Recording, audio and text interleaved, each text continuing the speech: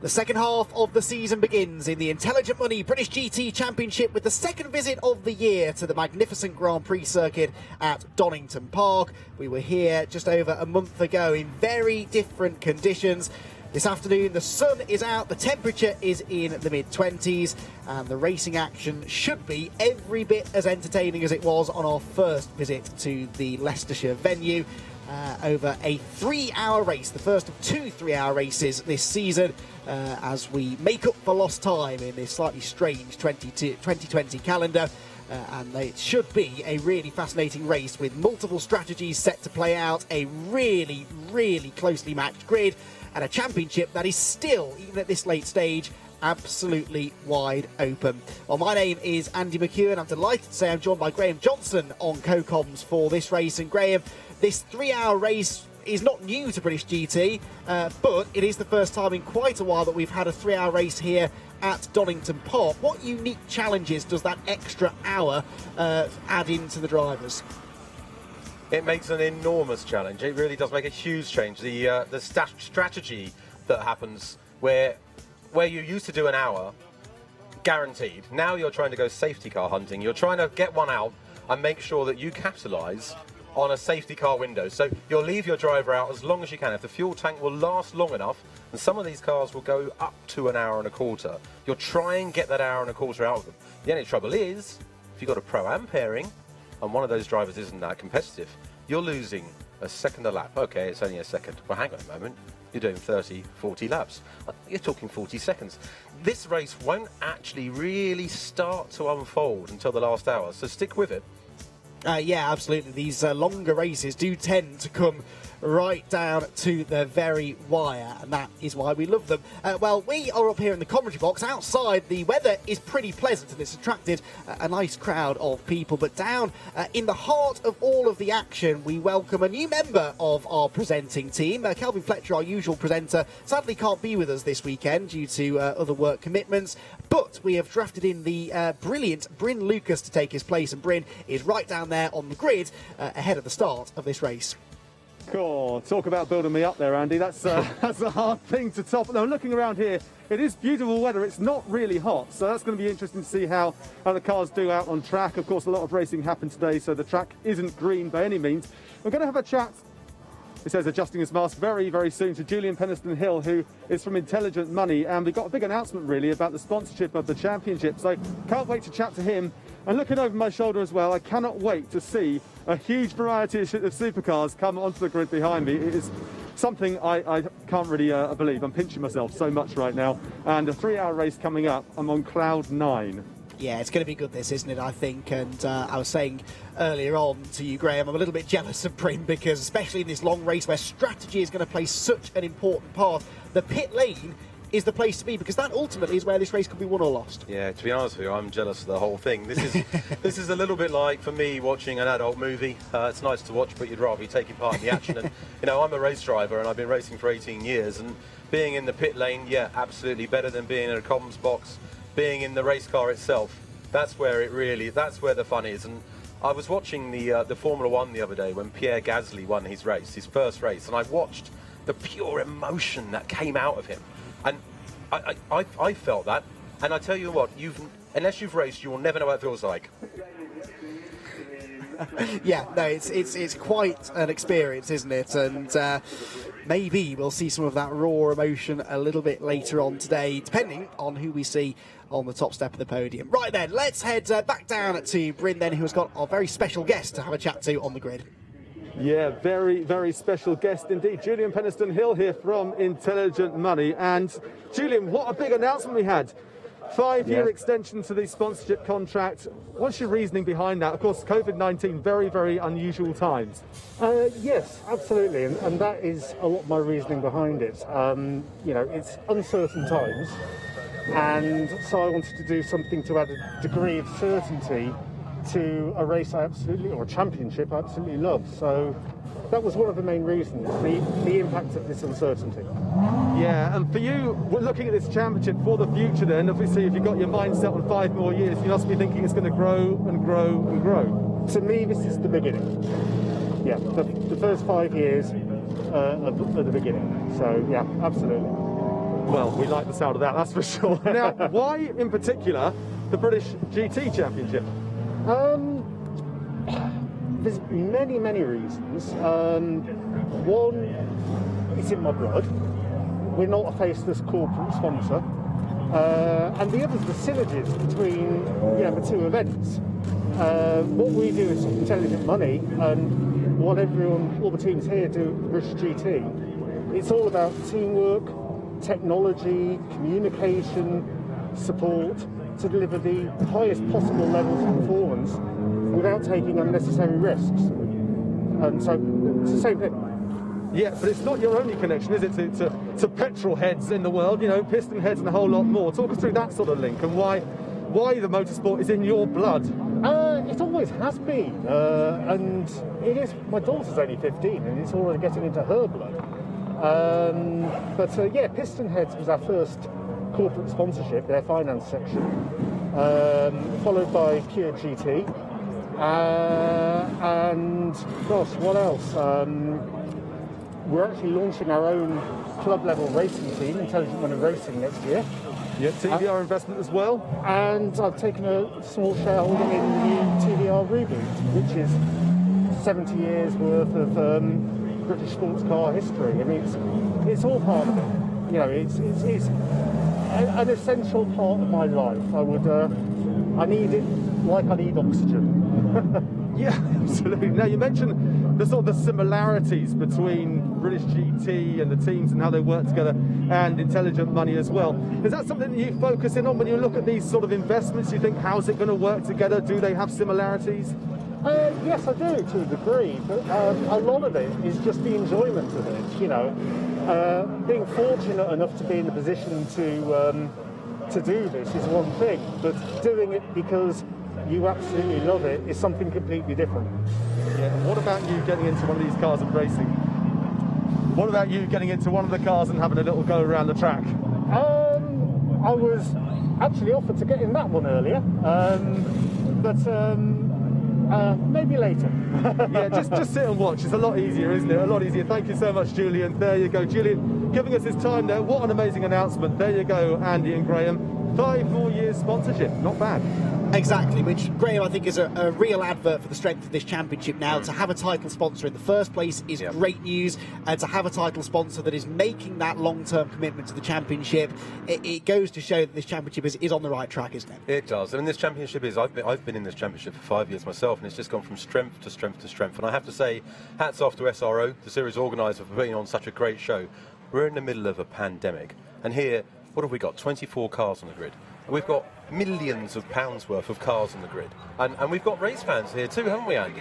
We have lots of them basking in the sunshine, all socially distancing out in the wide open spaces at Donington Park and getting ready to enjoy a great race. Well, this is the car that will start from pole position, not for the first time this year, not for the second time this year, but the third time this year, because the Jensen Team Rocket RJM McLaren has been dominant in qualifying this year, and James Baldwin and Michael O'Brien did another sensational job in qualifying yesterday to put this car at the very front of the grid. Now, you were saying to me earlier on, or it might have been Bryn that was saying to me actually, that team, and James in particular, had sort of targeted the top 5 this year. If they could be top 5 in the points at the end of the year, he said that would be amazing. Now their mindset has changed. They're gunning for the title, and quite rightly so. They're third in the points. They've got a race win. They've got another podium as well, which they had last time at Brands Hatch, a race they arguably should have won as well. They're 100% in championship contention. Yeah, well, I'm going to take full credit because I was Michael O'Brien's mentor last year. Yeah, and it's not like me.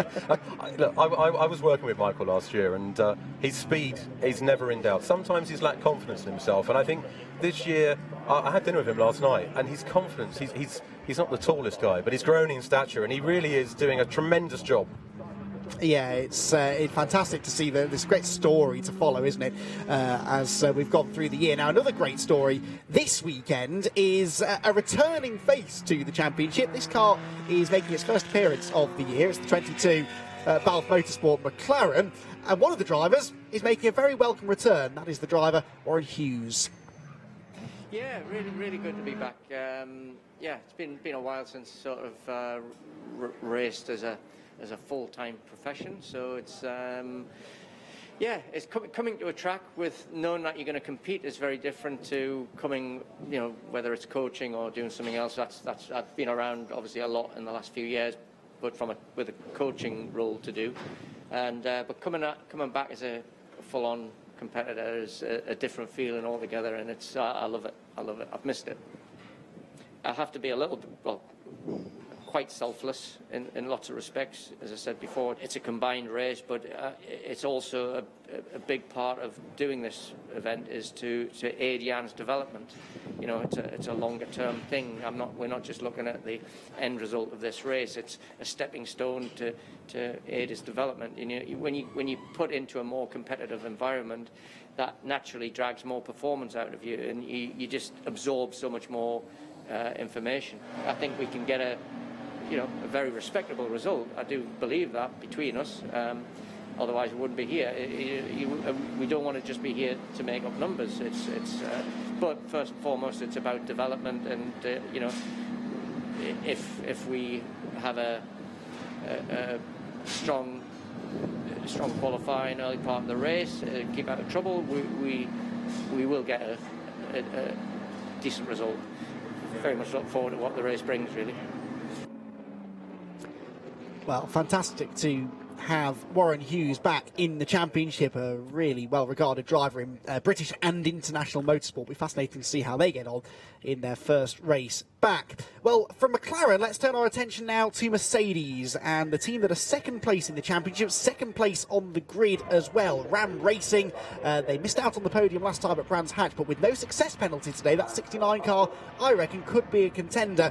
Down there to have a word with one of the drivers, Patrick Kujala, is Bryn Lucas. Yeah, absolutely, a contender indeed. So Patrick, we're just talking that you have no success penalty here, and there's a long straight down there, a lot of tarmac ahead of you. You've got a car there to your right-hand side that has got a little bit of a time penalty. So what are your thoughts ahead of the race?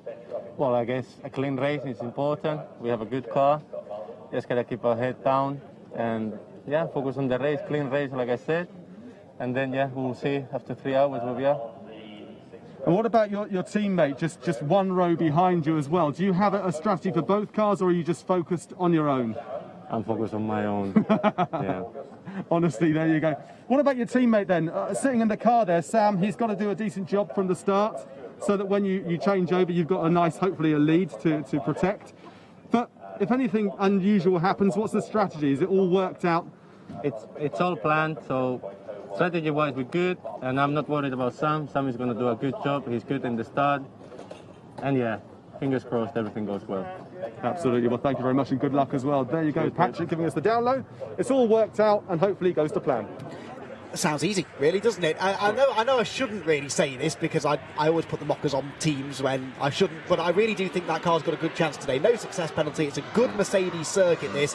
And Patrick and Sam both have been on it all weekend. Yeah, I've been really impressed with Sam. You know, he's been in the series now for a couple of years, and he was a bronze-rated driver. He was an AM race driver. Now he's a silver. That's an aspiring professional driver. He's quite young. He's only about 25, 26, and he really does. He's working hard to get good at this. And if you watched his pace here last time, he was effectively on the pro pace. He was. And in the Ram team, they've got some really good people. The engineer on the car is Jeff Kingston. Jeff engineered me to the 2016 title. I know him very well. He's very talented, and I think we're seeing this car, which does suit this circuit, as you say. There's not that many long straights, and the car isn't that fast in a straight line, but my God, it's good in the corners and around the under braking. So, yeah, totally agree. That could be a real contender for the win. Now, third on the grid, our Barwell Motorsport. This is the highest placed of the Barwell cars on the grid. It's the Adam Ballan started and Phil Keane shared car that was supposed to win the championship this year, wasn't it? TF Sport didn't come back. This was their year, but Brands Hatch did not go to plan.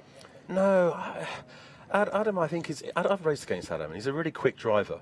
And I think he's getting a little bit caught up by the pressure that's being put on him. I think he knows that it was his title to lose, and they started off superbly. Honestly, genuinely, on his day, he can be as fast as almost as fast as a pro. I mean, Phil Keane is a teammate. My God, I mean that is a benchmark. But he really can hold his own. But we've seen, and we've talked about this a lot, you and I, Andy, in the bar, and the psychology of racing. 10% hands and feet talent, and it's 90% in your head, and you need to have a strong head. And when there's this much pressure on you, when there are cameras in your face, when there's a Lamborghini factory driver driving alongside you, it can get to you. And your arms lock and tense up, and that costs tenths. So look, let's see how he goes. As long as he can relax into this, they should have won the title last year. I think they still can win it this year, but Adam needs to do what he does well, which is drive fast and worry about nothing else. Fourth in the championship for the 72 car, but it's the sister car, number 78, started by Rob Collard today. They'll hand over to Sandy Mitchell at the first pit stop, that leads the championship. They got their first victory of the year at Brands Hatch last time out, which was a long time coming. It was a really, really popular victory, and we were able to catch up with Rob Collard to discuss that, amongst other things, ahead of the race. My transition to British GT3 has been, a breath of fresh air really for me in my career. Done touring cars for many, many years, but I felt I'd got as far as I could go with it, and I just wanted to change. And I've been watching both my sons, Ricky and Jordan, both do GT4 and GT3 over the last few years, and thought, I should be doing this. So I'm really pleased to join Barwell as a race team. I've known the owner for a long time. Used to race touring cars against him back in the production touring car days. So me and Mark go back a long way. I'm very, very fortunate to have such a great teammate as Sandy Mitchell. Yeah, he's a real shining light in the GT world. And yeah, he's the guy that everybody wants to beat at the moment. I'm just hanging on to his shirt tails most of the time in practice and qualifying. So it's good for me to have his data. It's helping me improve my driving, my style, because I've got some reference. And but I've got a long way to match his pace. 2017 was the last time I led the touring car championship, so to be in GTs and be leading the championship at this point in the silver class and overall is fantastic, and we've got a good lead as well, 16 points. So it really is a lovely position to be in. But when you're in that position, sometimes you're under a little bit of pressure to always deliver, and you're the person that everybody's got to beat. So if we can come out of this weekend, sort of still with a lead, I think that would be very good, because we've got a 20-second time penalty to serve on Sunday, and that's going to be a really, really sort of hard sort of penalty to get over. 20 seconds around Donington Park is a long time.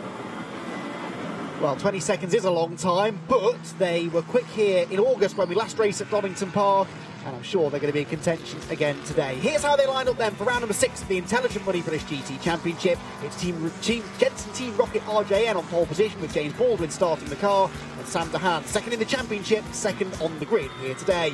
Row 2 for the first of the Barwell cars, number 72, and Ian Loggy in the second of the Ram Racing Mercedes. And then on the third row of the grid, Rob Collard, championship leader for Barwell, has Michael Igo in the WPI Motorsport Lamborghini for company on row 3.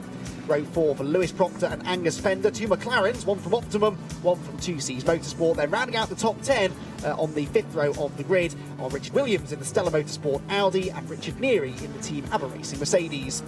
Outside that top 10 then, Jordan Witt in the set time, and they're on pole position again here. They're really coming on form in the mid part of the year. The Mustang on pole ahead of Patrick Mathieson in the HHC Motorsport McLaren. Then row 2 of GT4 sees the Conor O'Brien TF Sport Aston Martin line up alongside the championship leading McLaren from HHC Motorsport, started by Gus Bowers. Then we have got Daniel Vaughan in the second TF Aston Martin, Mia Fluitt in the only Pro-Am entry in GT4, the Balf Motorsport McLaren, and then behind them we have Jan Klingelberg in the second Balf McLaren, ahead of Century Motorsports BMW. Then it's the 33 Century Motorsport BMW started by David Whitmore, with James Kell in the Speedworks Toyota. They had brake problems in qualifying, that's why they're at the back of the grid.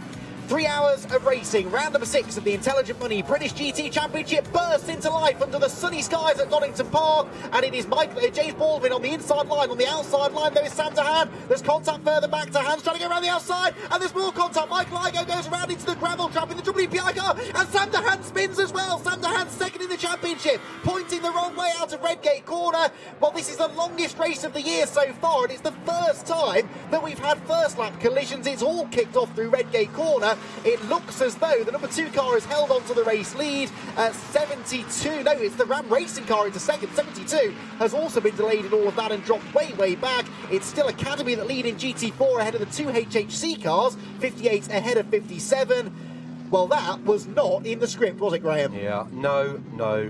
Do not lean on each other on the first corner of a 3-hour race. And I watched it.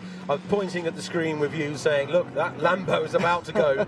Give each other space. There was room on the exit. They could have done that. And then I think Sam possibly spun in sympathy. I'm not sure what happened there, but that car looked stuck. Could we see a safety car now? Yes, right, okay. Honestly, I think we'll probably see some pit stops. Get your AM driver out, get your pro driver in. They can do 100 minutes, okay? That's an hour and 40 minutes. That means the AM only has to do an hour and 20 minutes. Often, in the case of Stuart Proctor and Joe Osborne, Joe's 2.5 seconds a lap faster. I think we're going to probably see in a second someone pull into the pit lane. Yes, because there is no pit window. You have to make 3 pit stops, you have to make 3 driver changes. You can do them whenever you like, as long as neither driver does more than 100 minutes.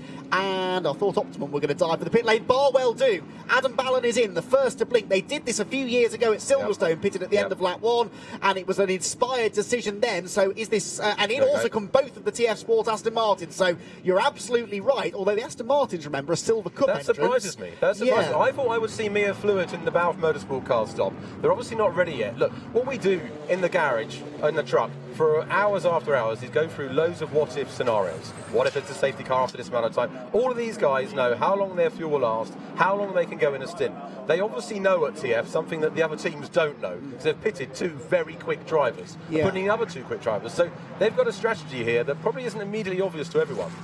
Yeah, well, it'll play out over 3 hours, I suppose. Now, this is what happens. So, ignore the bodywork flying in the background for now. Let's focus on the 18 Lamborghini, which is on the outside line, and it's going to be contact with the number 10 car, which was started by Jordan Witt. But in fairness, he was also side-by-side with Lewis Proctor, and yeah, I'm not entirely sure how Sam DeHaan ended up spinning. How do you read that? Just 3 cars going for a gap that wasn't really there? I mean, there was room on the exit, wasn't there? So he could have released the steering wheel and gone a bit wide. I'm not going to blame him, though, because he got lent on by the 2C's car. I think if there's blame to be attributed, 2C should have got out the throttle and given room. He wasn't going to get through 2 cars. It's too much of a small gap. I'm going to guess that Sam got lent on the exit. That's unusual to drop it like that. We got TC, we got traction control on these cars. So normally, you wouldn't power oversteer around like that. And he's too good for that. I hope I'm right when I'm saying, but he is. So I'm going to assume that someone leant on the back of him and unsettled the car.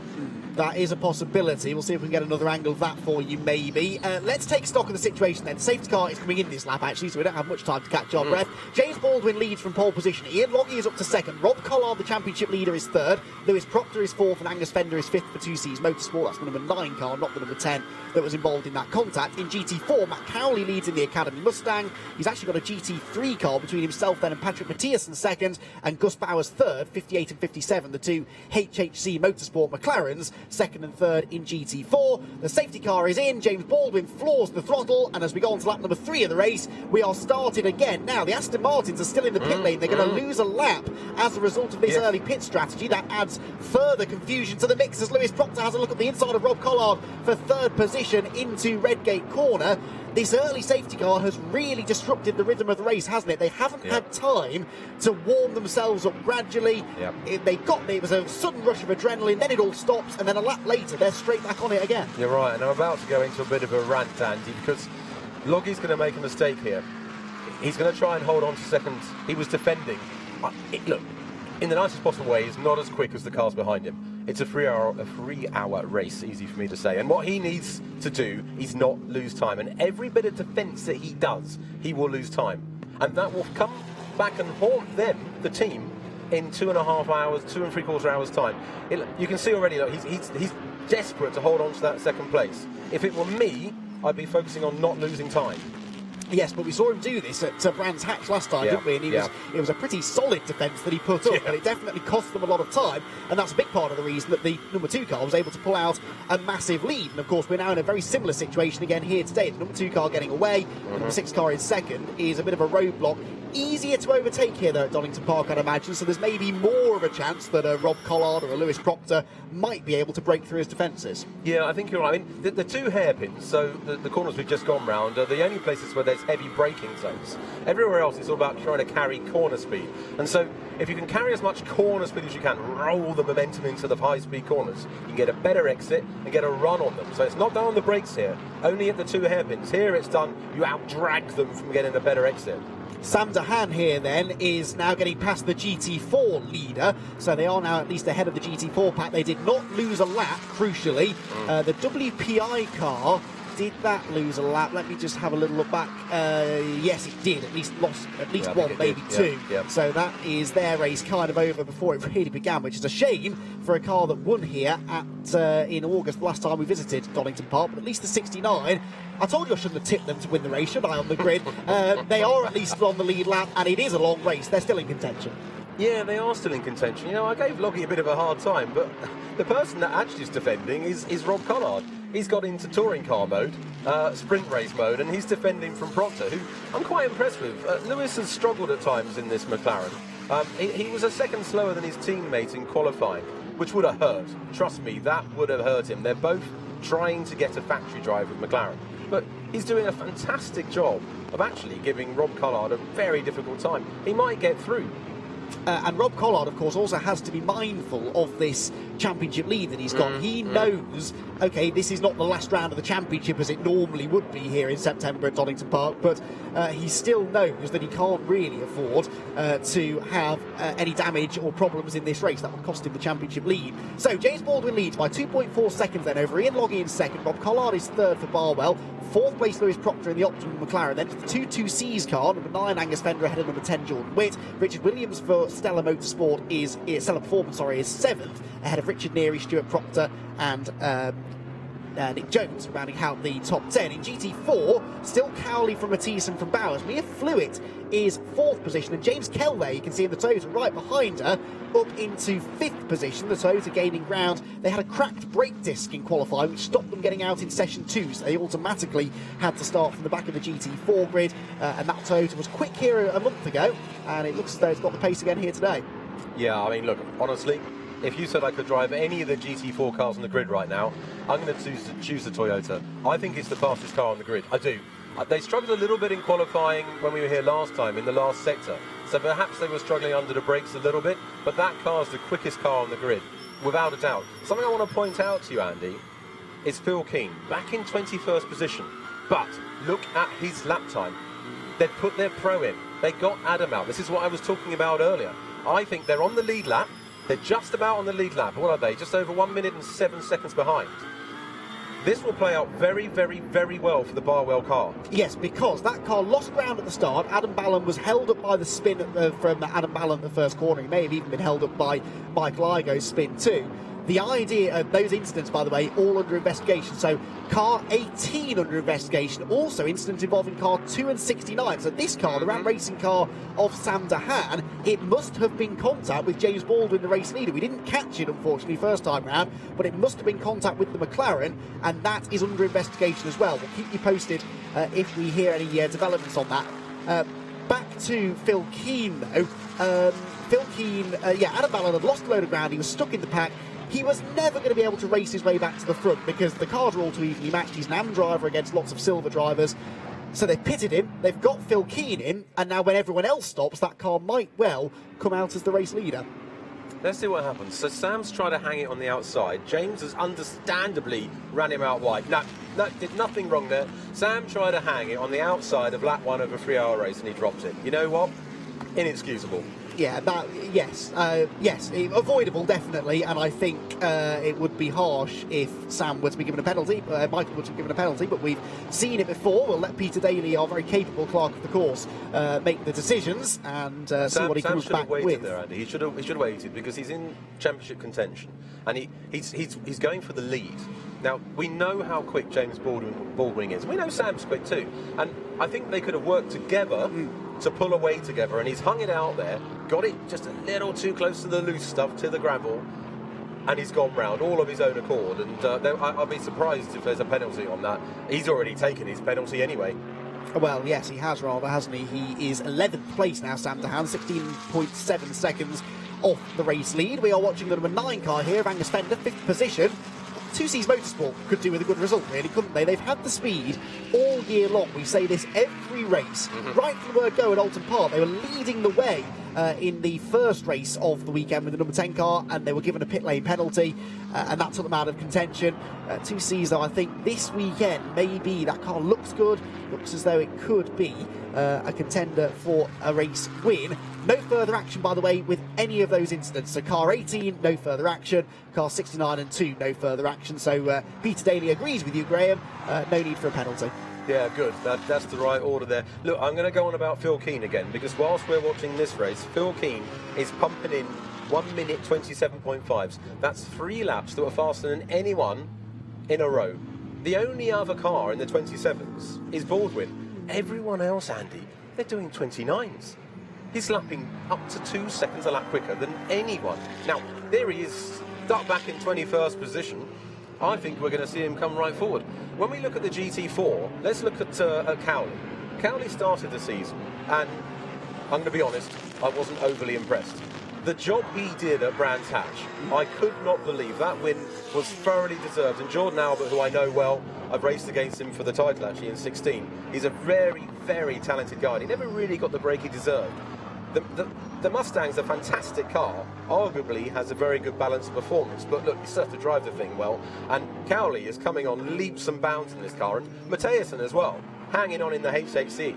He's showing a clean pair of heels, isn't he, to Bowers? It's impressive. They're championship leaders. Indeed they are, and they won, of course, here at Donington, the 57 car in the sprint race a month ago. Patrick Mathiasen here is catching Matt Cowley, who was quicker over the last couple of laps from the Ford Mustang in front. Academy definitely getting to grips with that car now. Remember, they've moved across from Aston Martin to the Ford. It's the only Mustang on the grid this year as well, whereas last year there were the 2 Multimatic cars, there was the race performance car as well.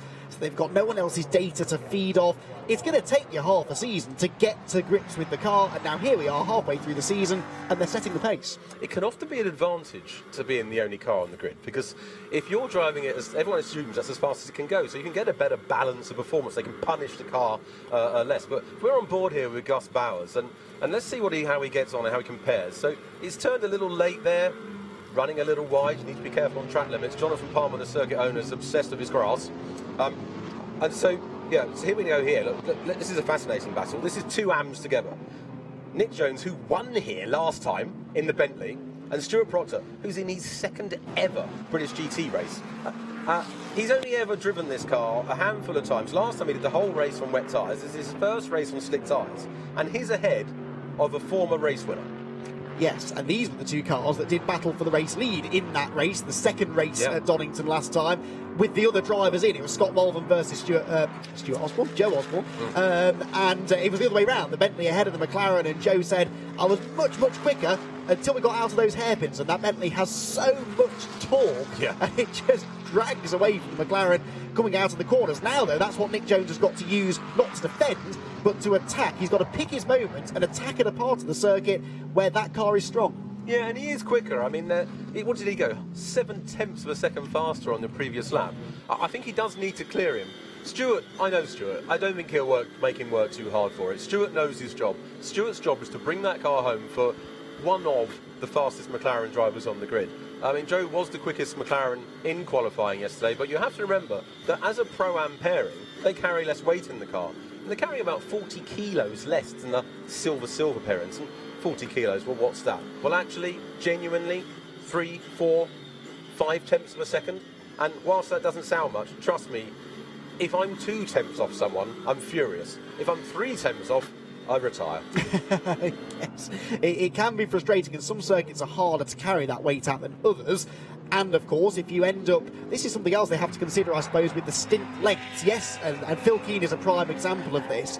The number 72 Lamborghini, they've made this early pit stop. Phil Keane is going to be in the car now, we presume, for quite a long time. That means they're going to have to keep the tyres alive for a bit longer. And okay, they're not a silver car, but if a silver team were to try this, that extra weight would make that job a little bit harder. Well, Adam Ballon has been in this car for a lap. Let's find out how he felt after that lap. Bryn Lucas is down at the Barwell garage with him. Yeah, I am indeed. Adam here. That was a short-lived first lap for you, but tell us from your point of view what happened, what you could see ahead. Well, I was tucked up behind the McLaren, the pole sitter, and I think Sam got a good start around the outside. Next thing, we just got around Redgate. Next thing I knew, them came spearing across the track. I was going to go left, and then it carried on spearing. I had to go right, and just about missed it. Now, we always see very quick strategies in this one. Was this a strategy you and the team had discussed if there was an off straight away? Not with me, I just do what I'm told, so I just got told to box, so I boxed. And when was the call then for you to come in? Was it immediate or did you No, sort of halfway round, so I was coming up the back straight, they said, oh, okay, good box, and I was like, fine. You know, they said, just don't argue with stuff, and do what you're told and try and drive fast, so that's my job. Yeah, and absolutely last time out, of course, you didn't have the result you'd like. Can't hear you, sorry. Last time out, you didn't have the result you'd like, but you had a good result here at Penalties, so hopefully you can... Yeah, exactly, back to that sort of result that we had last time here, rather than the Brands one. Yeah. Any idea when you're going back in? No, actually, I don't know. I'm going to rest for a bit now. After my long stint. Thanks, Sir Adam. Doing as he's told there. Back to you. Yeah, I'm sure he needs time to rest after that super long stint that he's just completed. But all joking aside, I mean, the driver is sometimes the last to know about these decisions, aren't they? They are. What's interesting about Adam Ballard, other than that... Oh, hang on, what have we got here? Ian Loggy. That is Ian Loggy from second place off at the old hairpin. This is major drama. He's going to get the car going, thankfully, so no safety car. That's a bit of his car on that's possibly left on the track. Has something ripped off the bottom of that car? Let's see what happens here. And he lost it on his own. Looks like he's gone on his own. Oh, I see. It was that it's a Pirelli side. Yes. But, okay, so he's just had a spin. Look, he can recover from that. But, I mean, look, his teammate right now will be absolutely furious with him. As I keep saying, it's a 3-hour race. It's a marathon. Your job is to be in contention for the last half hour or so. But anyway, back to what we were talking about before with Adam. So other than the fact that Adam has a glorious mane, does he not? The best hair in the paddock, and if it wasn't for COVID, I'd be giving him a stroke in his hair. But look, he's a businessman. He's an incredibly successful businessman. He founded Innocent Smoothie Drinks, and so he's a very wealthy man. And what did he say? I just do as I'm told. Yeah. And so these businessmen come into this environment, and they effectively become employees for the first time in their life. And another point that's really important. He has to, and genuinely this is the thing, he has to plan when he uses the toilet. So before you, no, genuinely, Andy, before you race, you have to make sure that you're hydrated. And you assume you're going to race for an hour. But now he hasn't. He doesn't know he's going to be in the car next. So he'll be absolutely paranoid about drinking too much, because if you drink too much and you need to use the lube when you're driving, I'm telling you, it costs you so much time, and it's a genuine factor in endurance racing. I can imagine, and in motorsport commentary as well, it can sometimes be a factor. This is Rob Collard's on-board view of the Optimum Motorsport McLaren, which was applying the pressure into the Melbourne hairpin, not quite able to go through. This is now the fight for second position. Rob Collard has inherited P2. As much as Patrick Ayala won't be very happy, Emma Berman won't be very happy with Ian Loggy, I don't think James Baldwin will be either, because of course Loggy was that quite handy buffer between the race leader and the rest of the Silver Cup entrants behind, who have now been freed. Okay, Baldwin is 8.5 seconds up the road, but I don't think he's going to be taking the same amount of time out of them now. No, I mean, but then again, look at his pace. James is so impressive. He's in the 28s. He's just had another 28 lap now, whereas Rob, his last lap was a 30.1. And so I think we will see Rob put his head down now. I think probably he's managed to break Lewis Proctor's spirit. And I think probably the next battle we're going to witness is this one, what we're on board with now. Fender. We're going into traffic as well. And so, look, Mia in the Balfe McLaren held him up enormously there, but then I'm telling you, next Proctor will get held up. It depends where you catch people, and it's luck. And so... Look, we're going to go into the old hairpin now. It's a very fast corner, fourth gear. Tuck it in. Don't take too much exit curb. There's a sensor out there. If you trigger that sensor, and we can see track limits going off left, right and centre, you get a time penalty. You get 10 seconds. If you keep doing it, you get a drive-through penalty. And so not going too wide is important, and holding it in there is important. But I think, as I say, what we're here, the car looks better to me on board than the Optimum McLaren in front of it. He's turning it in. There's the rear of the car is absolutely glued, but there's a bit more movement going on when Lewis is driving. You can see the car sliding a bit more. So I think that Fender's car is a little better balanced than the Optimum car. Both of these drivers, of course, are silver graded drivers, so their pace should be equal, the weight of the car should be the same as well, and just set up differently. Now, this is drama for Century Motorsport, the number 43 car, which has had a bit of a torrid time this season. Ben Hurst had started the car. This is not, though, a mandatory pit stop. We'll try and get Bryn Lucas on the case down there for Century, see what the problem is. Not been a real year to remember for them, has it, so far, Century? Well, they put Ben Green in the car at Brands Hatch, and the car came alive. I think it was very good for Ben Green's career. Nathan Freaker owns that team. Talented racer in his own right. He runs a good team, and that car is unquestionably quick. You do need luck as well, you know. This is, by the way, fight for position that we're seeing here. This is the 72 car overtaking 26, which is Michael Brown in this new Ultimate Speed Aston Martin. Brand new chassis, that, only 2 weeks old, that Aston Martin. This is already its second race meeting as well. They were out in GT Cup here a week ago, so they're getting some miles under their belt, but Michael shares the car with Matt Manderson, the pro driver. He is the AM.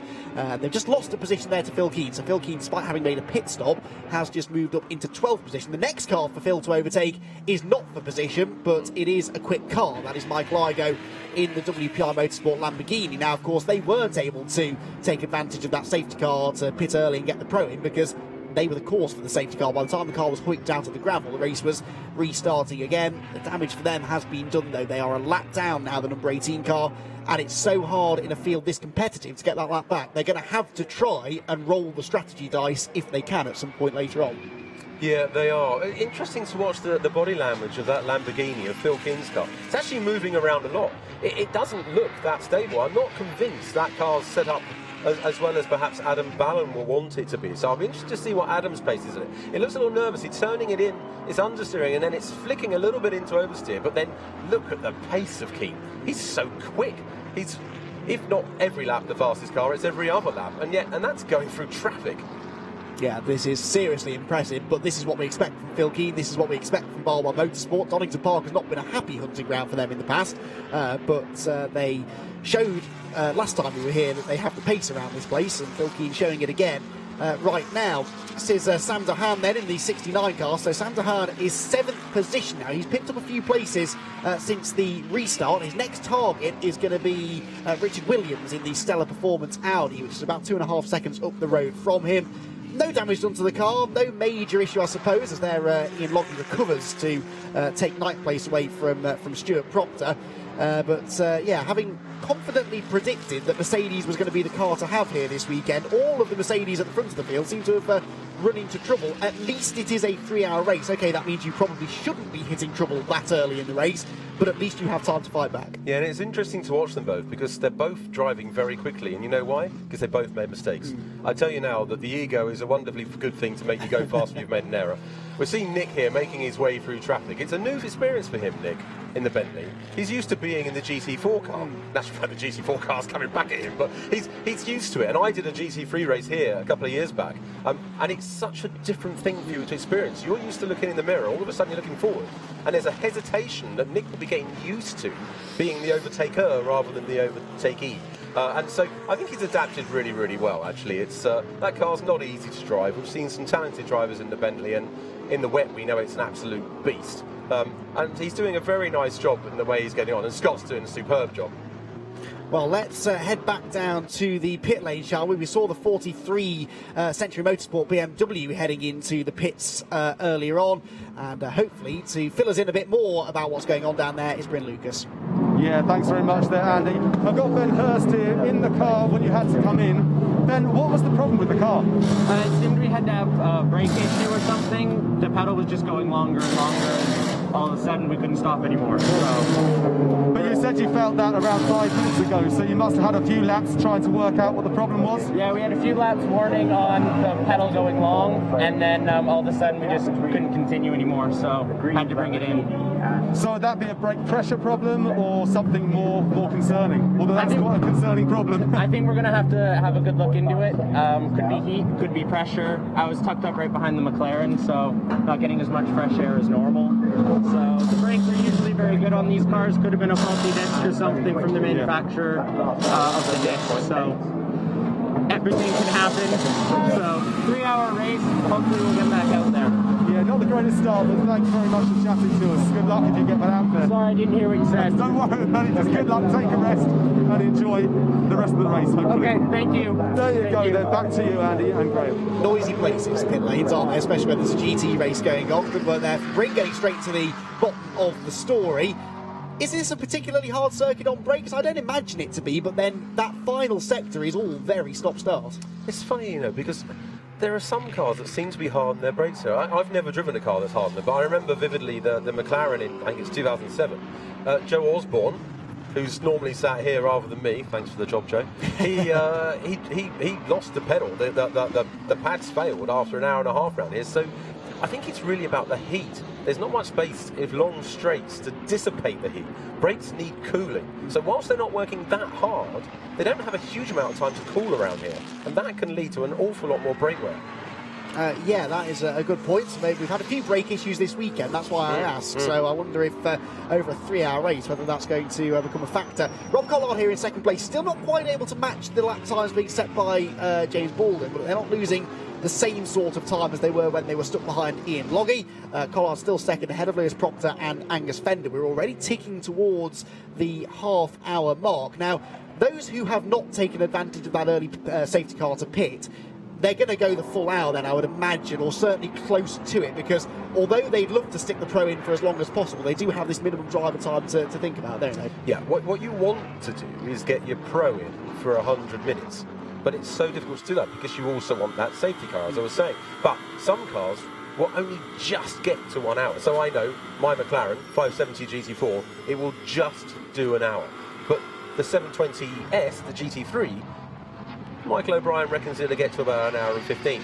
You will keep that driver in for that amount of time. It's such a balancing act, and all the planning in the world cannot possibly prepare you for what's going to unfold. And you know what unfolded, a safety car before we'd gone round one corner.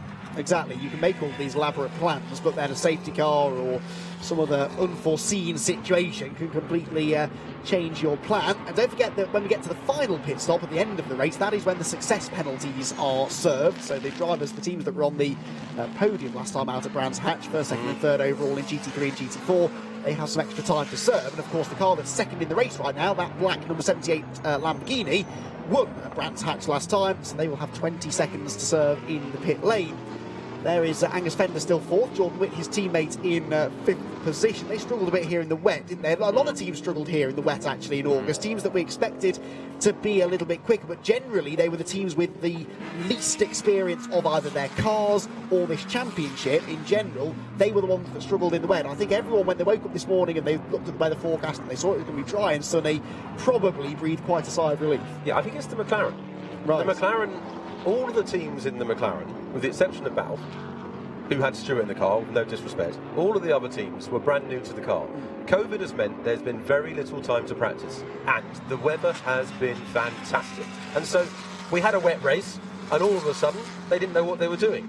Here we have now an episode where we're looking at Sam Dehan. I talked about coming back from making a mistake. Sam Dehan is on a mission, isn't he? Look at Sam's pace. He's lapping in the 28.7s. I think he'll be all over. Well, I think he'll be past Richard Williams very soon. It'd be interesting to see how hard Richard fights it. Sam's faster. Sam's lapping at a pace similar, if not quicker, than Phil Keane. Yeah, the only person faster than Sam Dehan on the previous lap was James Baldwin, the race leader. Phil Keane in a bit of traffic, of course, a bit further down the order. But Sam Dehan is flying, but then the car qualified second on the grid, and we did say this is a good Mercedes circuit. It's a circuit that suits the front engine cars, it seems. Those long sweeping corners really play into their hands, and as he catches Richard Williams, he's kind of spurring the Audi on, and they're both reeling in the number 10 in front. So it's not beyond the realms of possibility here that within the next 10 minutes or so, Sam Dehan could be back in the top 5, and that, all things considered, would not be a bad way to round out the first third of the race. Into the final corner, the Audi takes a wider line in. Again, the front-engine Mercedes, it grips better through the middle of the corner, takes a tighter line, but then off the corner, the Audi carries more momentum down the straights. 3 different cars, they're all designed differently, they're all set up differently, they're all going to have different strengths and weaknesses, and this is one of those really fascinating British GT battles where each car is going to have a certain strength, a certain weakness, and we don't really know how it's going to play out in a three-way battle. Yeah, the front of the Mercedes is very good. It's a front-engine car. The other two cars are mid-engine, and you can see that the front end on Sam's car, very good, by which I mean when he turns, it's immediate. So you're probably having more trouble to get the power down than the other guys. Whereas what we see with the Audi, it's all about, as you say, carrying corner speed. They're unquestionably catching Witt. I've been watching Witt's lap times, and I think he's probably spending a little bit too much time looking in his rear view mirror, because we know from Fender that the car's quicker than that. And Witt last time was down in the 1 minute 30 somethings. In fact, he was one of the slowest GT3 cars on the last lap without traffic. So clearly he needs to start putting his focus forward. Sam is going to do a recovery drive of his life here. Yeah, this is exactly what he needed to do, and he'll be fired up after the spin that he had at the very first corner. They had a golden opportunity here to take advantage of a good grid position. No success penalty because they were fourth at Brands Hatch last time out. Joe Osborne always tells me that if you just finish fourth in every race, you'll probably win the championship, because you never have success penalties. You're still scoring good points. Oh, that was a late lunge up the inside of the Audi there into Goddard, but Sam Dahan not quite able to do it, and now they are about to encounter traffic. The number 33 BMW of David Whitmore, the all-AM entry for Century Motorsport, and also the GT3 Ultimate Speed Aston Martin of Michael Brown is about to go a lap down, and this again presents an opportunity for overtaking. Yeah, did you see that, Andy? Richard Williams had to get on the brake pedal on the exit. That's cost him dear. I mean, okay, he's cleared it now, but I think he really is focusing in the wrong area. Well, out of the old hairpin goes this pair. They're still racing hard, but no way through for Sam Dahan. Sam Dahan then in the number 69 car, and the sister car, of course, has also been in strife in this race. Ian Loggy having a spin in the number 6 Ram Racing Mercedes at the old hairpin. Jelmer Berman, his co-driver, is down in the pit lane with Grim. Yes, as you say, Ian having a bit of a moment. Jelmer, you were looking on when Ian had his moment there. What are your thoughts when you're watching the screen? Because obviously the race plan goes out the window. Yeah, I mean, in the end, it's a long race, and it's very difficult to predict what happens with safety cars and so on. So there is anything but a fixed strategy. For sure, you know, you always want to stay in front. Could you work out what actually happened on that first turn? Could you see what happened? Do you know what the team was saying? No, I mean, obviously there were some back markers, 2 of them, which, you know, they are fighting each other. So a big chance it has something to do with that, because, you know, when 2 back markers are fighting, then they don't mind the mirrors as much, and I can imagine it had something to do with that, because Ian's been very consistent, also, you know, here, but also in other races, and normally he doesn't make mistakes on his own. So it's a shame, but the race is still long, and we have some opportunities left. Yeah, well, he's just overtaken the number 30, the Audi, so he's climbing back up the order, which hopefully puts you in a strong position when you get your turn, your first turn in the car. Exactly, yeah. Hopefully, I think actually it was the 69 that overtook the 30, because we're a bit too far behind that, unfortunately. But Ian's overtaking some other cars. He's making up for the damage, so let's try and make it a good end result. Yeah, great stuff. Thank you very much there, Jelmer. Thanks. Back to you two, Andy and Graham. Yeah, 2 Ram Racing cars this year, of course. That's doubled their workload, but also doubled their information that they're able to gather over a weekend. But it is indeed the 69 car that we just saw gaining a position, getting ahead of Richard Williams in the Audi. That is now 6th place for Sam Dahan. Ian Loggy, whose teammate Jelmer Berman we just spoke to, down in 9th position at the moment. But as you can see, actually, the second of the Pro-Am cars at the moment in the race, with only Richard Neary in the Team ABBA Racing Mercedes in front, and Richard Neary is less than 10 seconds ahead of Ian Loggy. So again, all is not necessarily lost. The move that Sam Dahan just made, we saw it begin at Goddard, really. He'd been having a little nibble at the inside line for the last few laps. He finally got that substantial nose of the Mercedes in the gap, and then by the time they got to Redgate Corner, I think Richard realised he was beaten. Yeah, Richard is an old pro. Sorry for the description, Richard, but he is. He knows what he's got to do. He knows it's all about not losing time. So you saw he didn't fight it hard at all. But Sam, look at him, he's on an absolute mission. You see him working at the wheel there. I think he'll catch Witt and be past him in no time. That'll be up to 5th place. Yeah, that is impressive after falling right to the back of the GT3 category. Right at the front of the GT3 category, though, is the number 2 McLaren, and this is James Baldwin then leading the way, 14.5 seconds ahead of Rob Collard now. Don't forget, this car finished 2nd at Brands Hatch, and will have to serve, therefore, a 15-second success penalty. and it's already nearly 15 seconds ahead of the rest of the field. But that penalty will not be served till the final pit stop, so long way to go yet. The gap, by the way, between Baldwin, the leader, and Phil Keane, who is the first of the GT3 cars to have pitted down in 10th place, is hovering at around about 65 seconds, and a GT3 minimum pit stop is 110 seconds. So yeah, definitely Phil Keane looks as though he is going to come out with the race lead once the pit stops are done. Rob Collard, though, well, will he be ahead of the Optimum Motorsport car by the time we get to the first round of pit stops? Certainly Lewis Proctor is hoping not.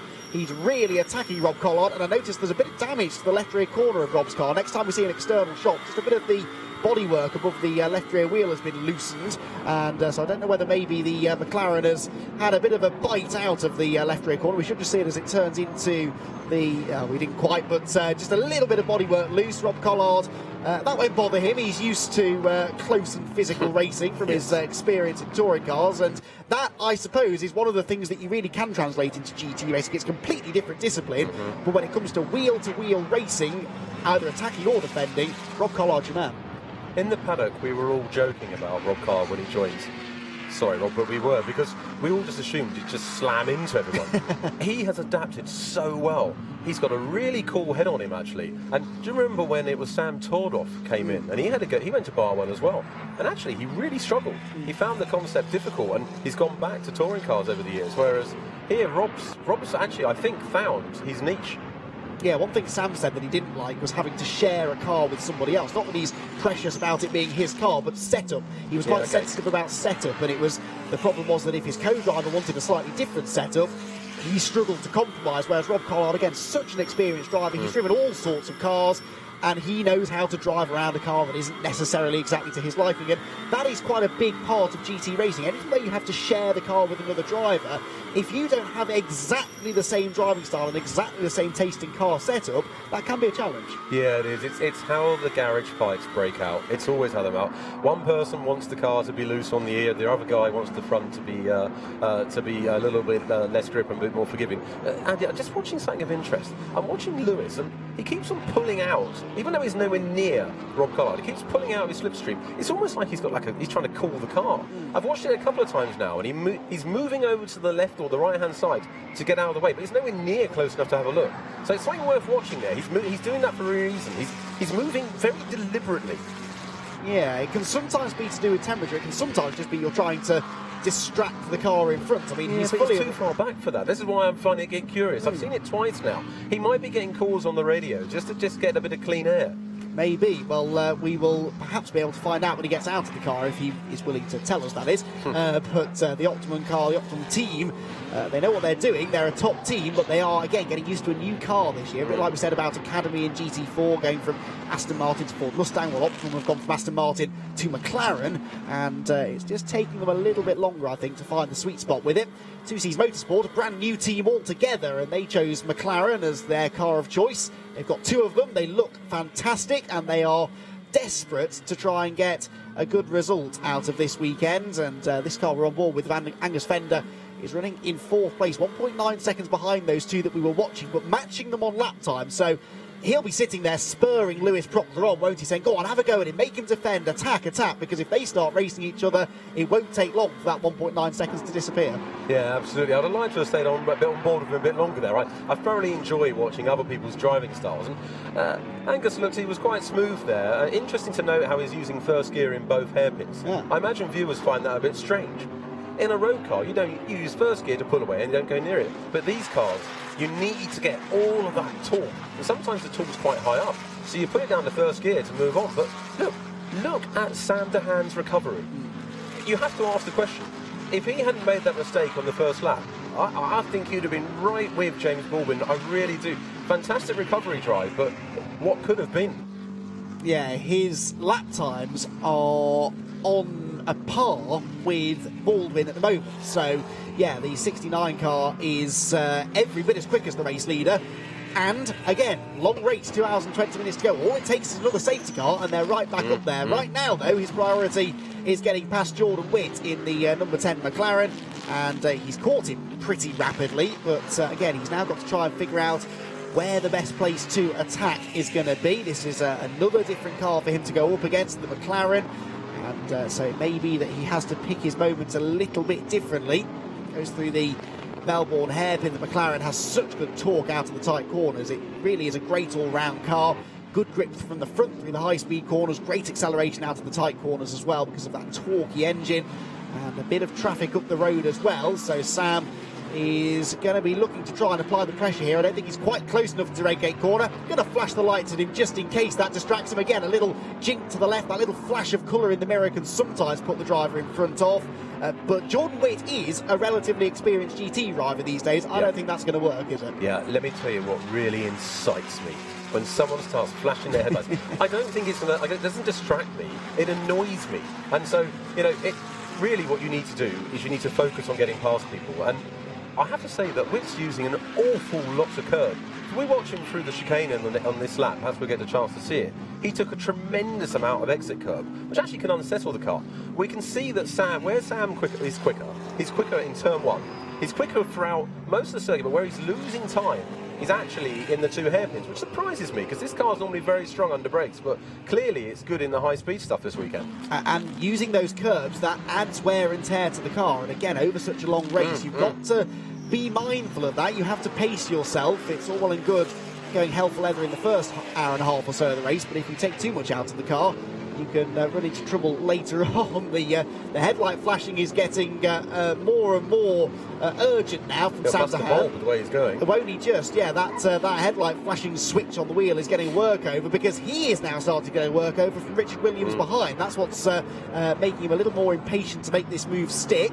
Second place Rob Collard comes through, 16 seconds now behind James Baldwin. He's more or less matching the leader now. As into the pit lane comes the Speedworks Toyota. So this is the first of our green flag pit stops. Is this a scheduled stop? It may well be. As I said, they have to pit 3 times over the course of the race, so 45 minutes would be the average length for the stint. We're just shy of that, and this is James Kell coming in to hand over the number 23 car to Sam Smelt. Yeah, look how relaxed they are. I think people are so used to seeing Formula 1 stuff, but in this we get time. You've got minimum time to do a driver change, and the calmer you are, the better it is. And so many times we've seen people fluff their bells, and that can cost you a race win. So lovely to see them being very calm there. Sam has dropped back a little bit in traffic, hasn't he? He's got to focus. He's got the measure of Witt in front of him, and I think the car is clearly quicker in sectors 1 and 2. Baldwin now coming up behind some traffic. What's he got now? A nearly 16-second lead, and every lap he's in the 28s.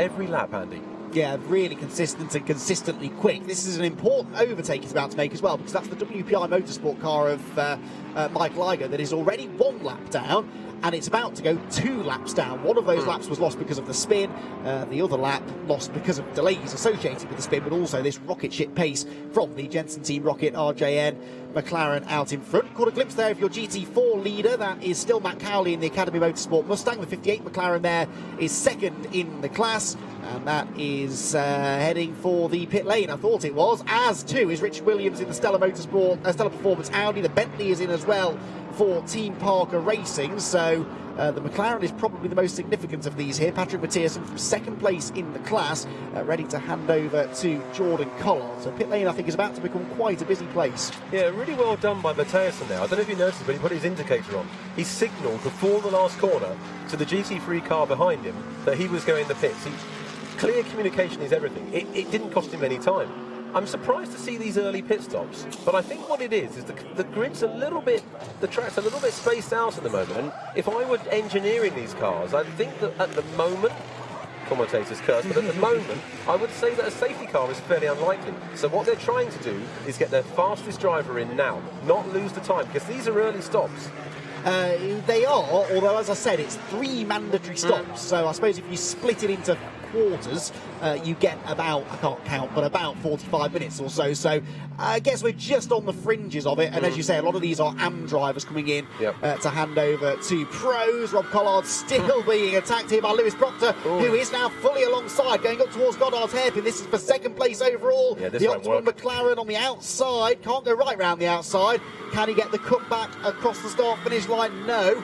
Rob Collard hangs on again. Remember, Rob did that epic stint here in that first race a month ago where he did nearly 90 minutes in the car praying for the track to dry out enough to change to slicks. It didn't quite work out.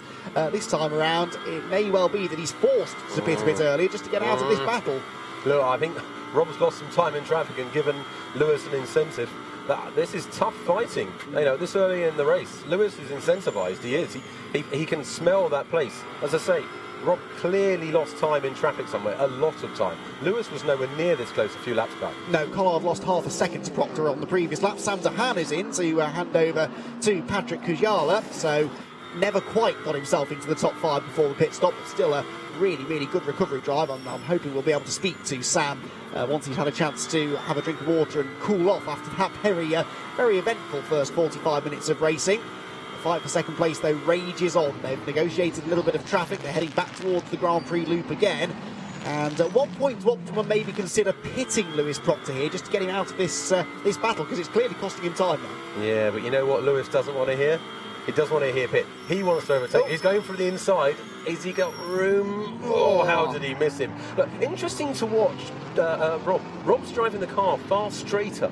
So if you imagine that, if you draw a compass, Lewis has the car far more of a circular, wider arc into the corner, whereas Rob's squaring the corner off and getting it straight on the exits. So yeah, we've just seen the 2C's car of Fender pit. So I think we can probably assume that we'll see Whitin very soon as well. Marco Mappelli is back out now in the 18 Lamborghini, making his first appearance in the championship, partnering Michael Igo in the number 18 Lamborghini.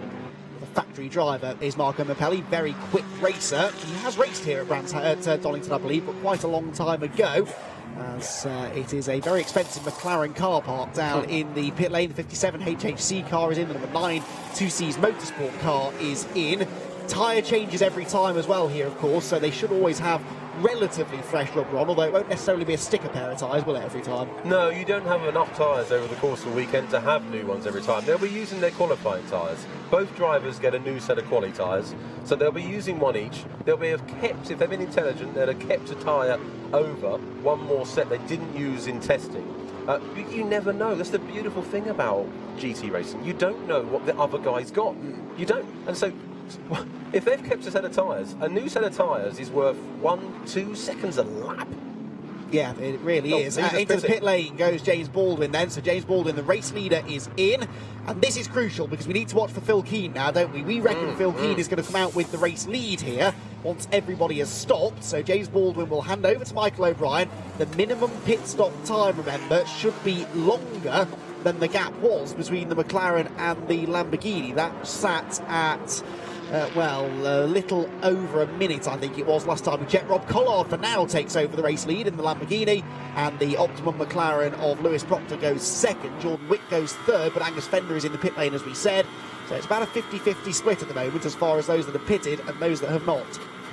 Yeah, I'm interested to watch GT4, but unfortunately we haven't got it on screen at the moment. But Cowley's doing a fantastic job. He really is. He's dominating, isn't he? His pace is fantastic. 2 seconds a lap quicker than anyone last time.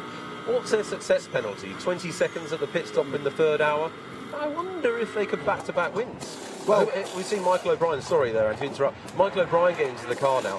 Michael, as I said, was my teammate last year. He's tiny. Absolutely tiny. No, really. He's about, sorry, Michael, but he's only about 5'5". And getting in and out of the car for him, when I shared a car with him last year, he had to have a seat insert that was enormous. It's almost like we had to put a pram in for him. Well, this is Phil Keane then, down into the old hairpin. This car, remember, has already stopped. They pitted at the end of lap 1, a completely planned pit stop. They pitted because the safety car was out. They wanted to get their pro in now. This looks as though it's going to pay off, because this car, when it leaves the pit lane, we think it's going to come out behind, although there's still about half a lap before Phil Keane gets back to the start-finish line, I think. And when he does, I think he's already gone through, hasn't he? Yes, so he's already gone ahead of the number 2 McLaren. Now, this looks like it was a no-brainer, but at some point they will have to pay their dues, won't they? They're going to have to stick Ballon in now for what would have been the rest of that stint. So is it short-term gain for long-term pain, or do you think this is a race-winning strategy? It's hard to say, isn't it? I mean, that was very harsh on Adam there, but I know the point you're making. And you know who else knows the point you're making? Adam knows the point you're making. And what's really unusual about these 3-hour races is you can find yourself up against drivers you aren't normally against, because the AMs are out on track at the same time as a pro. And as I said earlier, people are on different tyres. And so you really won't know how this thing's going to play out until later on. It's almost impossible. And you imagine you're the engineer on the pit wall trying to sort this out. I mean, for example, Sam Dehan, his team, we're watching now, they didn't factor in a spin up on the first corner of the first lap. They'll be trying to work out what to do. They've done an early pit stop for Patrick. We know how quick he is. I still think they're a factor.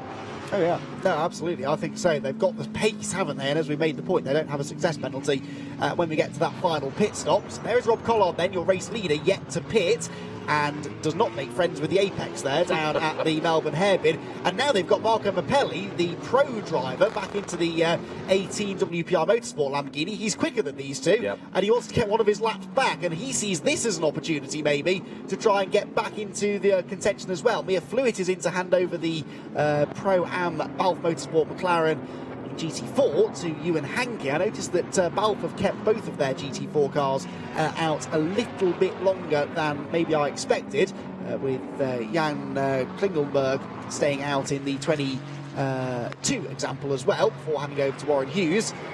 And yeah, now Lewis Proctor is starting to become a bit distracted, I think, by what Marco Mappelli's doing behind him. Marco is a pro driver. He's on fresh tyres. Yeah. He's fresh in the car as well. He is going to be quicker than Lewis. Is it even worth Lewis defending from a car that's laps behind? Lewis, let him go. Let him go. You were all over the back of the race leader, and now you're worrying about Lewis' position. It's all, again, about making sure that you focus on the overall distance, not on the now, not in the moment. This is not a sprint race. I don't know if you've spotted this. Have you seen the lead that Keane has over Michael O'Brien? They've both stopped once. Correct me if I'm wrong, but is that a 20-second lead? It is, which is about what we thought it would be, isn't it? So Tom Hornsby, who fed us that information, I must stress, got the calculations absolutely right. So Phil Keane, once everybody else pits, should have the race lead, but that is, as we've said, because they've had the pro driver in for not even a little bit longer, significantly longer than a lot of the other Pro-Am cars out there. So we'll see how this plays out. Mappelli still hasn't been able to unlap himself, as there you can see the contact. Oh dear, yeah, Mappelli into the back of Proctor. This is what you were saying. This is not a fight that either of these drivers need to be having, but Mappelli has nothing to lose. He's laps behind, and his only way of getting this car back into contention is to be aggressive, and aggressive he is, as he dives around the outside of Lewis Proctor. That was a hell of a move, but that was a risk that Lewis did not need to be taking. Yeah, I mean, look, the team's job in that case is to get on the radio and tell him not to fight.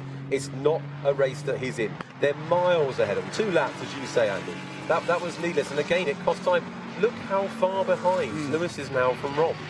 Yeah, the gap was 1.2 seconds at the start of the lap. It will be significantly more now, but now they're both getting backed up behind one of the TF Sport Aston Martins, 97 that is, I think, which is being driven by Jamie Caroline, having made its first pit stop. Dan Vaughan has handed over to the 97 car that is second in the GT4 Championship, and only half a point behind Gus Bowers and Chris Westmail's 57 HHC McLaren, which they are ahead of by quite a bit at the moment. So as things stand in GT4, it looks like Aston Martin and TF Sport are going to take themselves back to the top of the points table.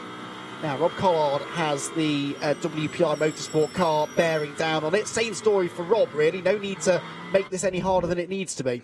Yeah, quite. I mean, you can see right now on screen in front of you what happens if you get in a fight that you don't need to get into.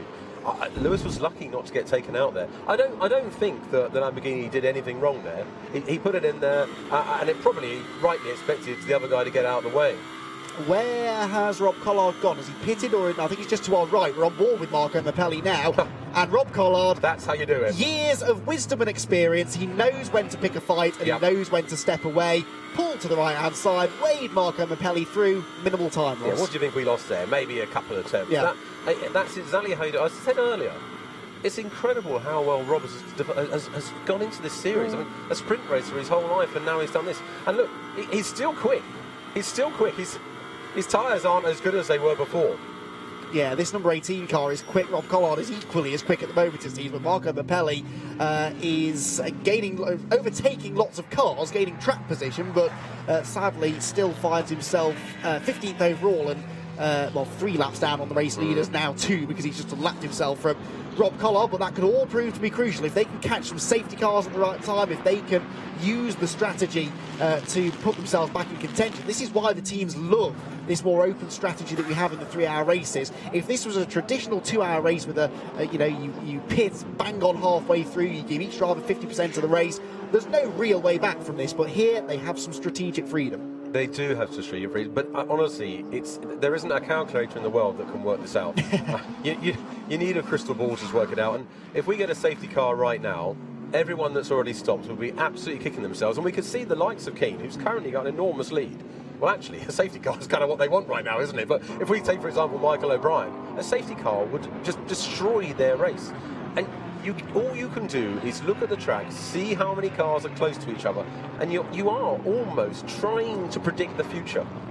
Yeah, exactly. They are praying, all of the teams out there, either for a safety car or not to have a safety car. We saw the Academy Mustang in, by the way, Matt Cowley giving up the GT4 race lead to Jan Klingelberg, who will take over now in his first race in the championship, and that car that he will hand over to former BTCC race winner and former GT4 champion Warren Hughes at the first pit stop. That car now takes over the class lead as a result of some others taking pit stops. And don't forget that being a Pro-Am car, the same as the other Balf car of Mir Furt and Ewan Hankey, they don't have to serve the Silver Cup penalty in each pit stop. Every time a GT4 Silver car, which is anyone other than those two McLarens and the 33 BMW, every time one of those cars pits, they have to spend an extra 14 seconds in. That's at every stop, not just the final one. Yeah, sorry there, Andy, to interrupt you. Michael just clipped the tyre barrier and he's taken something off the front of the car. I couldn't help but notice, I was watching him as you were talking, and he's losing time to McDonald in the 2Cs car behind him already. I'd love to see the front of that car right now. He just took a big chunk of carbon fibre off it. Was it carbon fibre, or could it have been? There's a wrap around that little tyre stack that sometimes comes loose. It could have been either. It could have been both, I suppose. I've never hit it. I'm very careful. Of course. It goes without saying, Graham. Let's see if we can get a good look at the front of that car. There you can see a little bit of damage on the rear left of the Collard Lamborghini. I mean, that's not going to be enough to affect it, I'm sure. No, not at all. He won't even be aware of it. No. I'll tell you who is aware of it. Michael knows he hit that tyre barrier. Yes. He does. 100% he'd have felt that. He could have knocked the steering out. It'd be interesting to see on board to see if his steering wheel is still straight. If it isn't, they've got to carry that with them for the next 2 hours. Yeah. But no, a bit of a rare mistake there from Michael, but I can't see any damage actually. I think you're right, it probably was actually something off the tyre barrier. The winglets are still on the car, but even so, McDonald behind him is charging. He was 8/10 of a second faster. Yeah, that gap is going to keep on coming down, I think, isn't it, at the moment as well? 18.9 seconds at the moment. Here's the replay.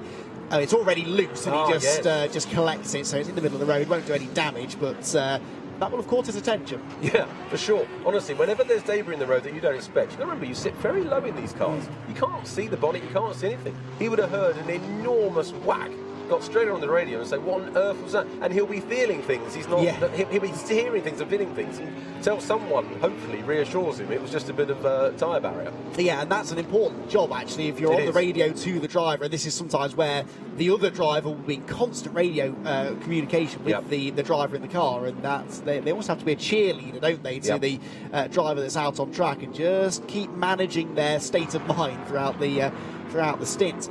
So, track limits for car 2. So Michael O'Brien is losing time and exceeding track limits whilst doing it. That's not really a great combination, is it? That car there being warned for track limits, not a penalty yet, but that will keep on adding up throughout the rest of this stint now. The number 2 car has come out of the pit lane in 7th place overall. It is the 2nd placed car that has stopped. And it is a long way behind Phil Keane in the Lamborghini. It's going to be a huge margin that the number 72 car has once the pit stops have been completed. Yeah, so once they're completed, we've got Phil Keane in the lead, but he must surely be stopping very soon. Yeah. The fuel tank can't last forever. He must be due to stop in the next 10 minutes or so, because the car barely did a lap. And so he's going to fall right down the order. This is what we were saying about stick with this race. There's so much action to come. They need to minimise how long Ballon is in the car, but Adam's got to do 1 hour and 20 minutes. Will the fuel tank last 1 hour and 20 minutes? Well, yeah, that is going to be an interesting question over the next hour or so that will follow. Meanwhile, Patrick Ayala now is behind Dean McDonald. So both of these two have pitted. This is the battle that was going on with their co-drivers before the pit stop started. Angus Fender was in the number 9 car, Sam Dahan was in the 69. The two cars are still locked in combat, still fighting for position, but with different drivers now behind the wheel, and therefore another different dynamic between these two cars. as they head towards the final corner. Just behind them, by the way, you can see the 95 TF Sport Aston Martin. Remember, both of those cars pitted early, and it looks as though that's going to work out for them. They are going to come out with the lead and second place in GT4. They're on the Phil Keane Barwell Motorsport strategy, aren't they? So they're essentially a pit stop ahead of everybody, but that means that they will have to bring those cars in fairly shortly. That is the 95 car that leads the class with Patrick Kibble. Jamie Caroline is 9.9 seconds behind his teammate. Good news as far as Tom Ferry is concerned. There's nearly 10 seconds of clean air between these two. Why, what do you mean, Andy? Well, you see, if you cast your mind back to Brands Hatch last time out, they got a bit closer than 9 seconds, didn't they? They were racing for podium places, those two cars, in the final few laps. Contact was made. Kibble ended up in the gravel trap. Jamie Caroline ended up having to defend himself in the post-race interviews, and I'm sure, all joking aside, that Tom Ferrier will be quite grateful that they're not wheel-to-wheel right now. Yeah, it's unusual. What you want to do, you want your car to come first and you want them to come second. But you're absolutely right. I spoke to Tom, and I gather it was a little frosty in the truck. I don't think there's a great deal of love there. And hopefully, look, they can patch it up, because what matters is the team, and what matters is winning for the team, for yourselves, for your co-driver. I think Jamie's done a terrific job this year. When we were here a month ago, he tore off into the distance. I don't think he's had the luck that he deserves. And okay, yes, there was a mistake made. There was a hot-headed mistake made against his teammate in the last race. But look what I'm doing to the poor guy.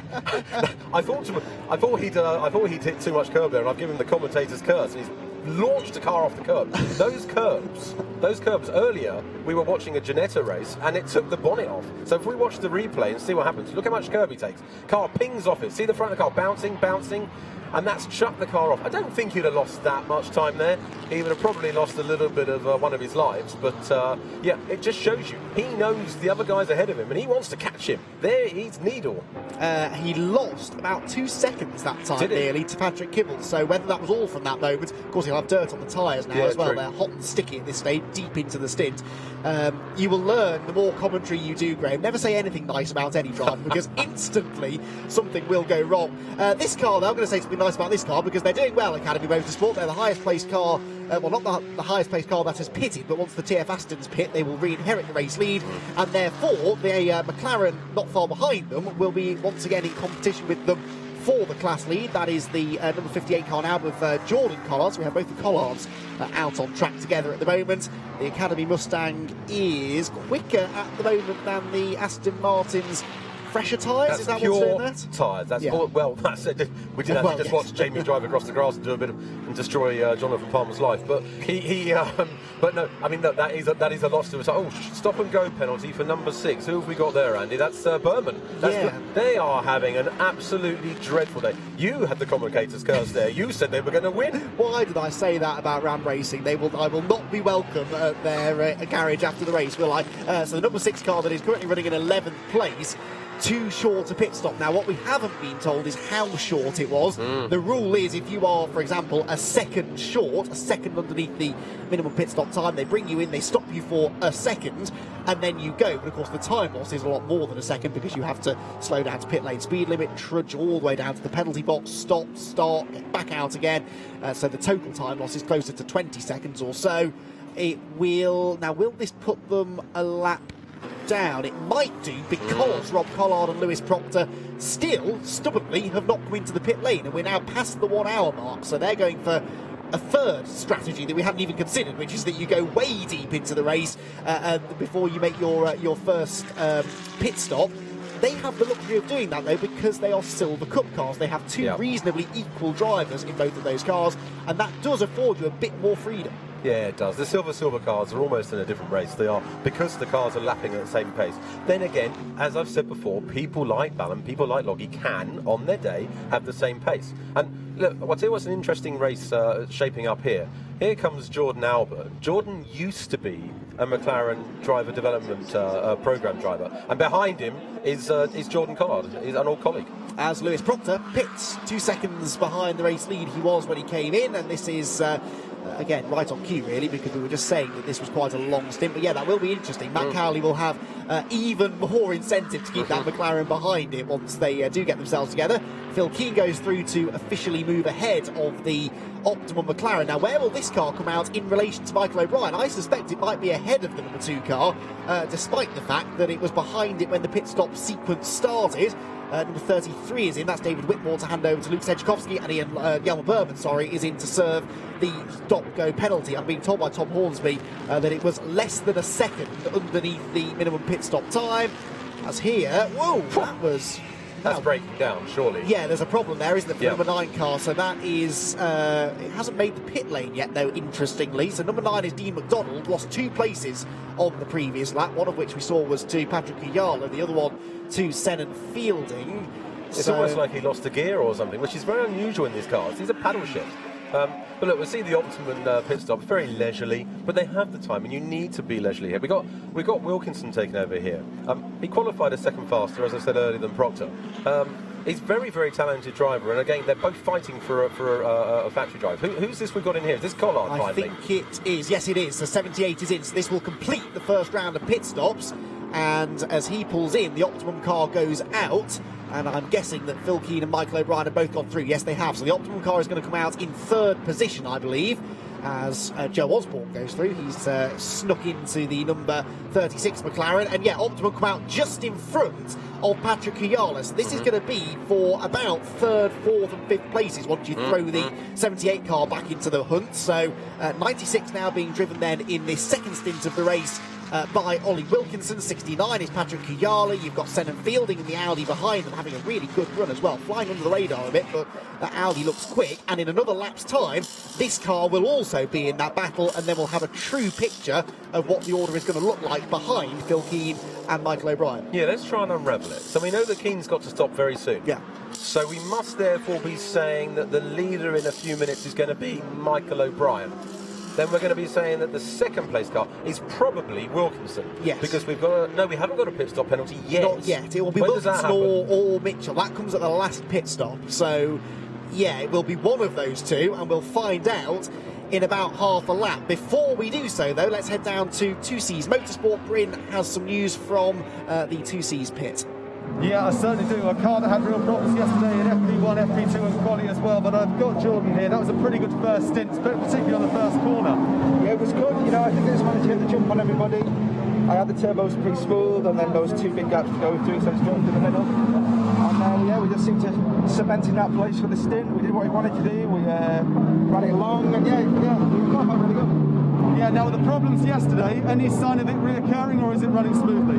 No, I think yesterday's problem was just one of those things that happens in motorsport.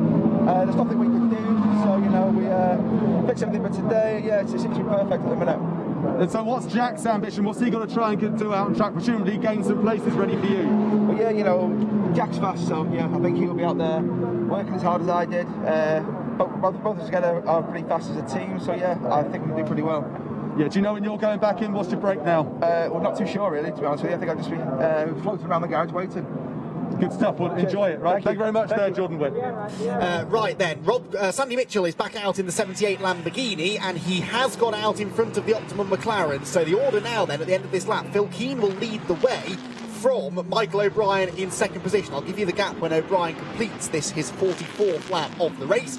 We are into the second hour of the race as well, so before Phil Keane comes in and starts the second round of pit stops again, I will give you the full order if I can, but then this will become the fight for third between Sandy Mitchell, Ollie Wilkinson, Patrick Kuyala and Senan Fielding, and not that far back is Jack Mitchell in the first of the 2C's McLarens. Phil Keane is a minute ahead of Michael O'Brien. Now the minimum, he will lose that lead, but not by a huge amount. Yeah. Phil Keane is really bringing that 72 car right back into play here, but of course in the next stint we anticipate it might start to lose a little bit of time. He's a second quicker than Michael O'Brien last time around, so the lead gap is a minute. O'Brien is 18.5 seconds ahead of Sandy Mitchell in third. He is 1.4 seconds ahead of Patrick Kuyala. You can see the battle on screen there, third and fourth places. Kuyala is 2.5 seconds ahead of Senan Fielding in the Audi. He sits in sixth position at the moment. That's third and fourth, excuse me, then in front of us. Then we've got Jack Mitchell in seventh place, eighth for Dean McDonald, ninth Sam Neary, 10th Yelmer Berman, and 11th Scott Moulton, but only actually the top 8 cars are on the lead lap at the moment, because several others, of course, have run into difficulties. Also, the fact that Phil Keane is a minute up the road from anyone else means that he's put quite a lot of cars one lap down. They will be desperately waiting to see that green and black Lamborghini heading to the pit, because then they can get themselves at least temporarily back on the lead lap. In GT4, Patrick Kibble leads the way for TF Sport in the 95 Aston Martin. Jamie Caroline is about to come across the start-finish line now, and he is now over 10 seconds behind in second place. Jordan Albert is 5 seconds behind him in third. And fourth position in GT4, Jordan Collard, fifth Sam Spelton Toyota, and sixth the championship leader Chris Westmail in the HHC McLaren. So Phil Keane leading the way. When does he pit? That's the next question. Well, look at his pace. He doesn't need to pit. He's lapping 28.2. He was 1.4 seconds faster than the second place driver, Michael O'Brien. On that basis, that gives Adam Ballon, his teammate, a much easier ride. He's going for another lap. They've obviously got an enormous fuel tank, and they must have reserve tanks. And that means that Adam, if he can lap within 1.4 seconds of his teammate, which is possible, why not? Adam's a talented guy. All of a sudden, the pressure's less on him. Phil's making this job a lot easier for him. He is. There are two things that will force that car into the pit lane. One is fuel, as you say, and eventually it is going to run out. The other is this maximum driver time. Yeah, okay. No driver can do more than 100 minutes, and you have to do it over 2 stints. You can't do it all in one. So he's already on 65 minutes or so now, at least. So his second stint will be a lot shorter, but it does have to be a second stint. You can't just do the full 100 minutes in one go, even if the fuel tank would allow. So Phil will have to pit shortly, but when, we will find out when it happens, I suppose. Michael O'Brien here in second position, 18 seconds ahead of Sandy Mitchell now in third place, and Sandy Mitchell is a further 1.6 seconds ahead of Wilkinson and Kujala. There you can see them. Now, are Wilkinson and Kujala catching him? No, not on the previous lap. Mitchell was getting away, so the Lamborghini, having got out in front of them, that was crucial because it's got the pace to gap them. If it had come back out behind the McLaren, that completely messes up this next stint for Sandy. Absolutely, but I tell you what I'm watching. I'm watching Michael O'Brien's lap pace. He's not happy in that car. He's not lapping that fast against the other McLarens. So let's look at the other McLaren pace. Well, Jack Mitchell's lapping in either the high 28s or low 29s, whereas Michael's in the high 29s to the 30s. There's something in that car that isn't really to Michael's satisfaction. I know him, and I'm wondering if maybe there was a little bit of something that came from hitting that tyre barrier, or not the tyre barrier, hitting the sign, where something's thrown out of line or something. Michael's quicker than this. There's a story behind this, but perhaps we could find out in the pit lane. Yeah, well, I'd like to hear from James Baldwin anyway, so maybe we can send Bryn on his way. Barwell, meanwhile, are preparing for a pit stop, so this tells me that Phil Keane may be in. And look, TF have just been in, and we know they're on the same strategy. So that was the 97 car. Jamie Caroline is going to hand back over to Dan Vaughan, and in fact just has. So this car, I think, may be in on this next lap. This will hand the lead back over to Michael O'Brien, but yeah, you're right, he's been caught by Sandy Mitchell as well. Mitchell over a second and a half quicker than him at the moment, so it may be that there is a slight problem for the number 2 car at Michael O'Brien. No problems at all for this car though. 12 months ago, this was the date and the venue that the championship rather slipped away from Barwell, as so often it has at Donington Park. Sadly, their Donington curse has struck year on year on year, and it was contact with about Mark, wasn't it, here 12 months ago that took this particular car out of contention. Phil Keane on that occasion only got a lap or so in his stint before the rear suspension broke after earlier contact. He is in the pit lane now, though. He's done significantly more time in the car this time around. He brings the car in over a minute clear of Michael O'Brien in second place. They will lose the lead here, but this is their second pit stop of the day. They have to make at least 3. They have to make at least 3 driver changes as well. So this next stint for Adam Ballon will be maybe the stint that wins or loses the race for them. It will all depend now on how much time Ballon loses compared to the other cars out there around him. His saving grace actually is that the next 7 cars are all silver cars, not Pro-Am cars. So the next actual pro driver that's going to take a big chunk of time out of him is Sam Neary, all the way down in 9th place, nearly a lap back. So he would rather be out there in competition with the silvers, I'd imagine, than the outright pros in the Pro-Am cars. Yeah, you're right. And actually, Sam's good, but he's learning. He's out there doing the dream. He's racing with his dad. And And I think Adam will probably have the measure of him. That stint from Phil Keane was extraordinary. He's operating on a different level. Since he got out-qualified by that young whippersnapper in the same car in Barwell by Sandy Mitchell at Brands Hatch, when he got out-qualified by him, Phil Keane is a factory driver. Yeah. And so that stint was extraordinary. So far, Phil Keane's best lap is 1 second faster than Sandy Mitchell's best lap in the same car, with the same fuel load and the same tyres. A point that I'm sure he'll be keen to mention when he gets back into the garage after this stint. So back into the lead then goes the number 2 Jensen Team Rocket RJN car. Michael O'Brien takes over first position now as a result of this second pit stop for the 72 car. Sandy Mitchell goes second, Ollie Wilkinson goes third, Patrick Ujala goes fourth. And all of a sudden, we go from having the top 2 cars separated by a minute to having the top 2 cars separated by less than 15 seconds, and the next 4 cars separated by about 5 seconds. It's very, very close now at the front of the field. He gets out of the pit lane then, does Adam Ballon, and he is going to have dropped, I think, down to 8th position potentially. It'll all update itself at the end of the next lap. This now then becomes the fight for third place. Patrick Ujala still hasn't got past Ollie Wilkinson. Now they're silver drivers, both of these, but I would argue that Patrick Ujala, you would imagine, would be a little bit quicker. He's certainly one of the quicker silver drivers in the championship.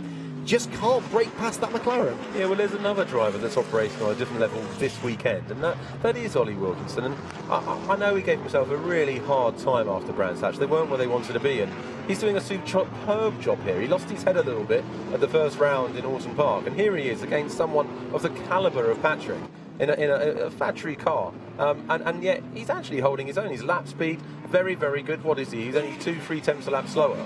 If he looks forward all the time, I think he'll put a holding behind him without losing too much time. Yeah, well, let's see then. Across the line they go. Kujala up into 4th place, as we said. Ballon, I think, will drop down to 8th here. I think he came out behind Dean McDonald after his pit stop. Wait for the timing screen to update itself. Yes, Dean McDonald comes through 7th. Ballon should be next in 8th position. And this scrap then for 3rd place between the McLaren from Optimum Motorsport and the Mercedes from Ram Racing continues. Hard to believe that this number 69 car was pointing the wrong way an hour and a quarter ago, coming out of the first corner. And Sandahan and Patrick Ujala have done a good job to wrestle it back up the order. The safety car helped them, though, obviously, massively to make sure that it kind of regained a lot of the time that it lost from that spin that it had. So Sandy Mitchell then in the black number 78 Lamborghini, who is running in 2nd position. Now, this car was one of the last cars to pit to make its first stop. Rob Collard, a bit like he did here a month ago, just didn't want to get out of the car at the end of his stint, and he is down there now with Bryn in the pits. Not sure about that. I think he's very warm. Rob, that was a really long first stint. Yeah, absolutely. We got going, and I thought this must be coming up to an hour now, and then they said another 20 laps, and then you'll be pitting. And I thought, oh my God, I've got to do a bit more work in the gym possibly over the next couple of weeks, because these long endurance things definitely take it out of you. Well, it's very tricky, the 3-hour race. We saw you collect a bit of the wrap that goes around the tyres there. What was that like from your point of view? Yeah, they said there was debris in the chicane, and as I came in, there was nothing I could do. I think I avoided some of it, but I saw it was a big bit sort of collected the side of the car. I could feel it, or I hit the car, but yeah, it's just you just got to drive with it and just hope you don't get a puncture. We were wondering, from your point of view in the car, do you have to rely on the team to tell you there's no damage to the car? Does it play on your mind? No, I've driven cars long enough. You can normally tell. You got a feeling. You feel the vibrations through the steering wheel, or through the seat. So there's nothing sort of. I don't think it was a big enough hit or to do any damage to the car. We just carried on doing the same lap time. So I just sort of tried to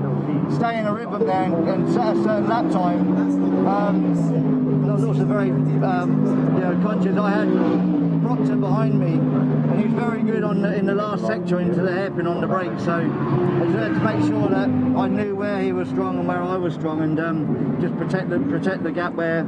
A couple of times he had to look down the outside into the chicane, but there was nowhere around the outside with me. No, absolutely. And also, right, for you, a long time in the car, go and sit down, have a nice rest, all right? Thank you. Thanks very much, Rob. Cheers, Rob. Thank you. Yeah, bring one my way, Rob, if you find one.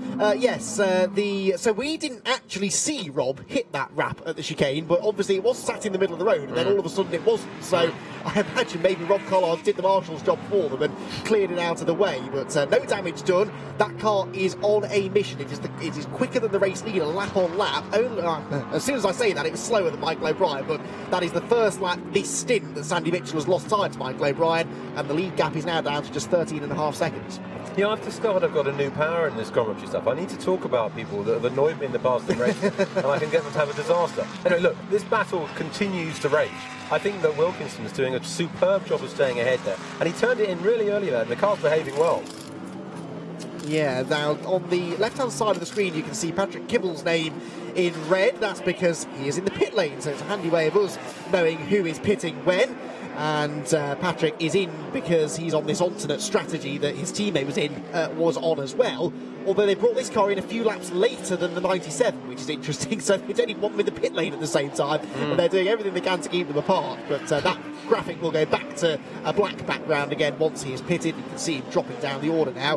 His teammate Dan Vaughan is about 7th place, I think, in GT4. So this car should fall back somewhere around there. I forget now whether 95 was ahead of 97. I think it was, wasn't it? And it will continue to be, because as you can see, you can't see the 97 car yet on the start-finish straight. What you can see, though, is the race-leading car, Michael O'Brien. The Jensen Team Rocket RJN squad are looking good here for, well, maybe their second victory of the year. They took that win at Donington Park at the start of the season and are very much in championship contention. They're on 68 points, which means they are 22.5 points behind the championship leading 78 car. Thinking championship, and we have to now. There are only 4 races to go in the championship. We're into the second half of the season now. They will be happy that they're leading. They'll be less happy that the 78 car is having a really good day as well, because if 78 can hang on to second place, that seriously minimises the damage done. And although the number 2 car is third in the points, 22.5 points is a decent cushion, isn't it? It is a decent cushion, but you mustn't. To win a championship, you can become obsessed with it. Well, you have to focus on race result, and I think sometimes you can be too hungry. And I speak of experience now. I've thrown away many a race win and other success by wanting it too much. The first thing you need to do is enjoy racing. And I know that Michael, if you look at his lap time, all of a sudden he's got his pace up. Michael's now focused, so whatever was niggling him before, Michael's pace is on a par, if not quicker than any of the other McLarens on track right now, and it's all about this mind game stuff, staying strong, making sure you focus. Don't worry about the championship, worry about the race win. And what happened to them last time? A Land Rover cost them a win. Do you want to explain that? I'd rather not go into too much detail, but there was a slight issue in the pit lane at Brands Hatch last time, which did rather delay them coming out of the pit lane. They pitted in the race lead, and they came out in second, annoyingly behind the 78 Lamborghini that went on, of course, to take the win and take the championship lead. So, yeah, sometimes you really can't predict the hurdles you may have to jump in racing. Now that is Kujala in, presumably to hand back over to Sam Dahan. Waiting for the timing screen in our booth to confirm that. When he goes past the pit exit, the transponder should change. If it doesn't, then that was a problem. If it does, it might still have been a problem because we didn't expect them in yet. I think they're trying to get Sam in to get his minimum drive out the way. In theory, he'll have to stop in about, 20 minutes and he'll be done, won't he? Which means that, is it about that 20 minutes, half hour, he'll have done his minimum distance? Yes, except Sam isn't in the car. Kujala stayed in the car, according to our timing screen. Our timing screen is saying it's still Patrick Kujala, so I'm afraid that's completely thrown me. There must have been a problem of some sort, but the car was on rails. It was one of the fastest cars on the track. There was no obvious problem. It wasn't a penalty either, because he served it in his pit box, not the penalty box. Yep. Answers on a postcard, everyone. I have absolutely no idea what Ram Racing have brought that car in for. I'm sure Brynny's already sprinting his way down to that end of the pit lane to find out for us. It could be that they haven't flipped the transponder over.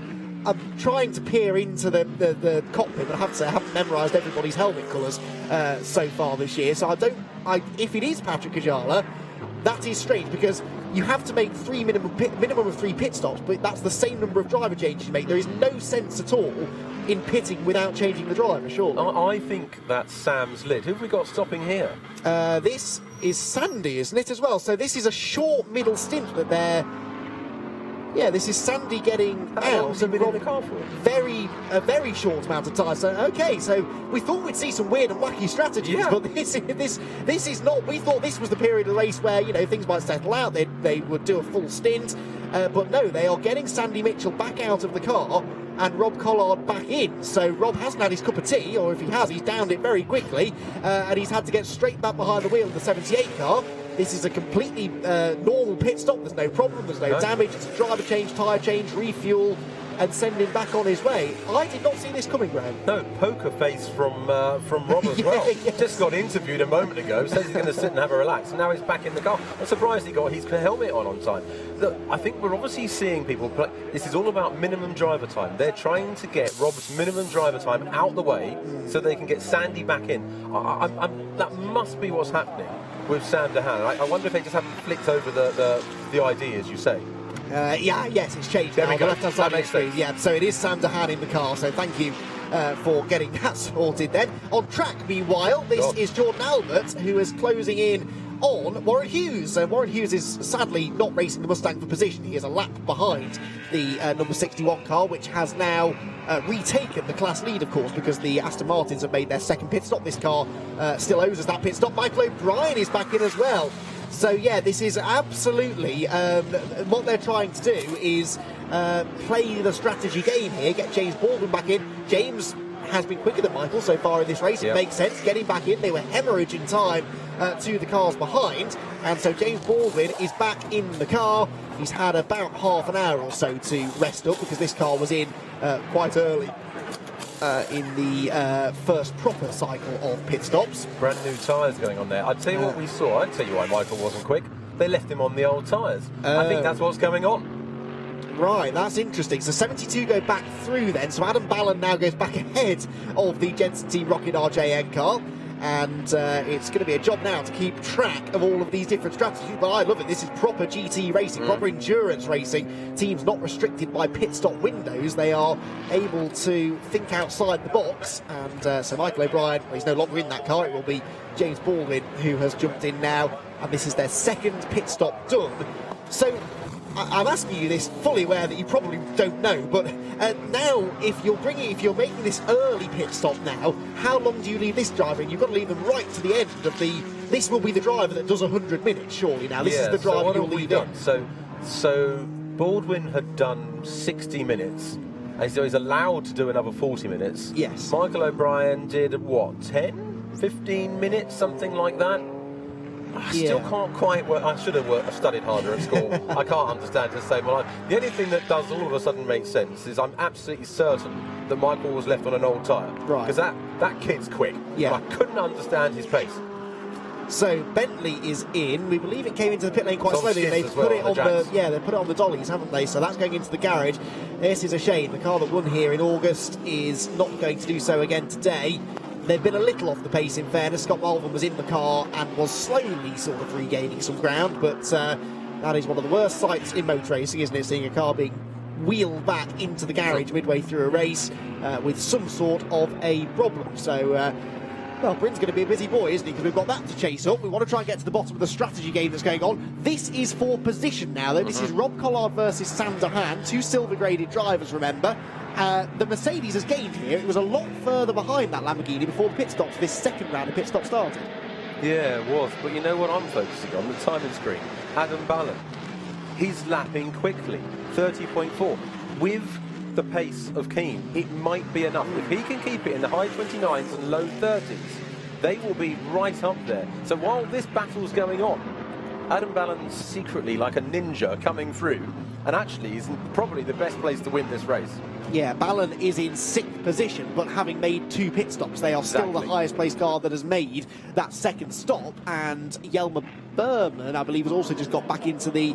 their second pit stop was a penalty, wasn't it? 61 are in from the lead of GT4. This is also kind of realigning all these strategies, because it wasn't that long ago the TF Sport cars were in, and now only 10 minutes later the Ford Mustang is in as well. So too the championship leading 57 car for HHC Motorsport. Chris Westmail has brought the car in. He will hand back over to his teammate Gus Bowers, and Gus of course started the race for HHC. I was sorry, Andy, but they had no choice but to stop Jordan Albert in the Mustang, because he was getting held up by Warren Hughes. It wasn't for position, but they were in a fight. I see a little bit of debris coming off the car there, but yet they were in a fight, and he was losing a heap of time.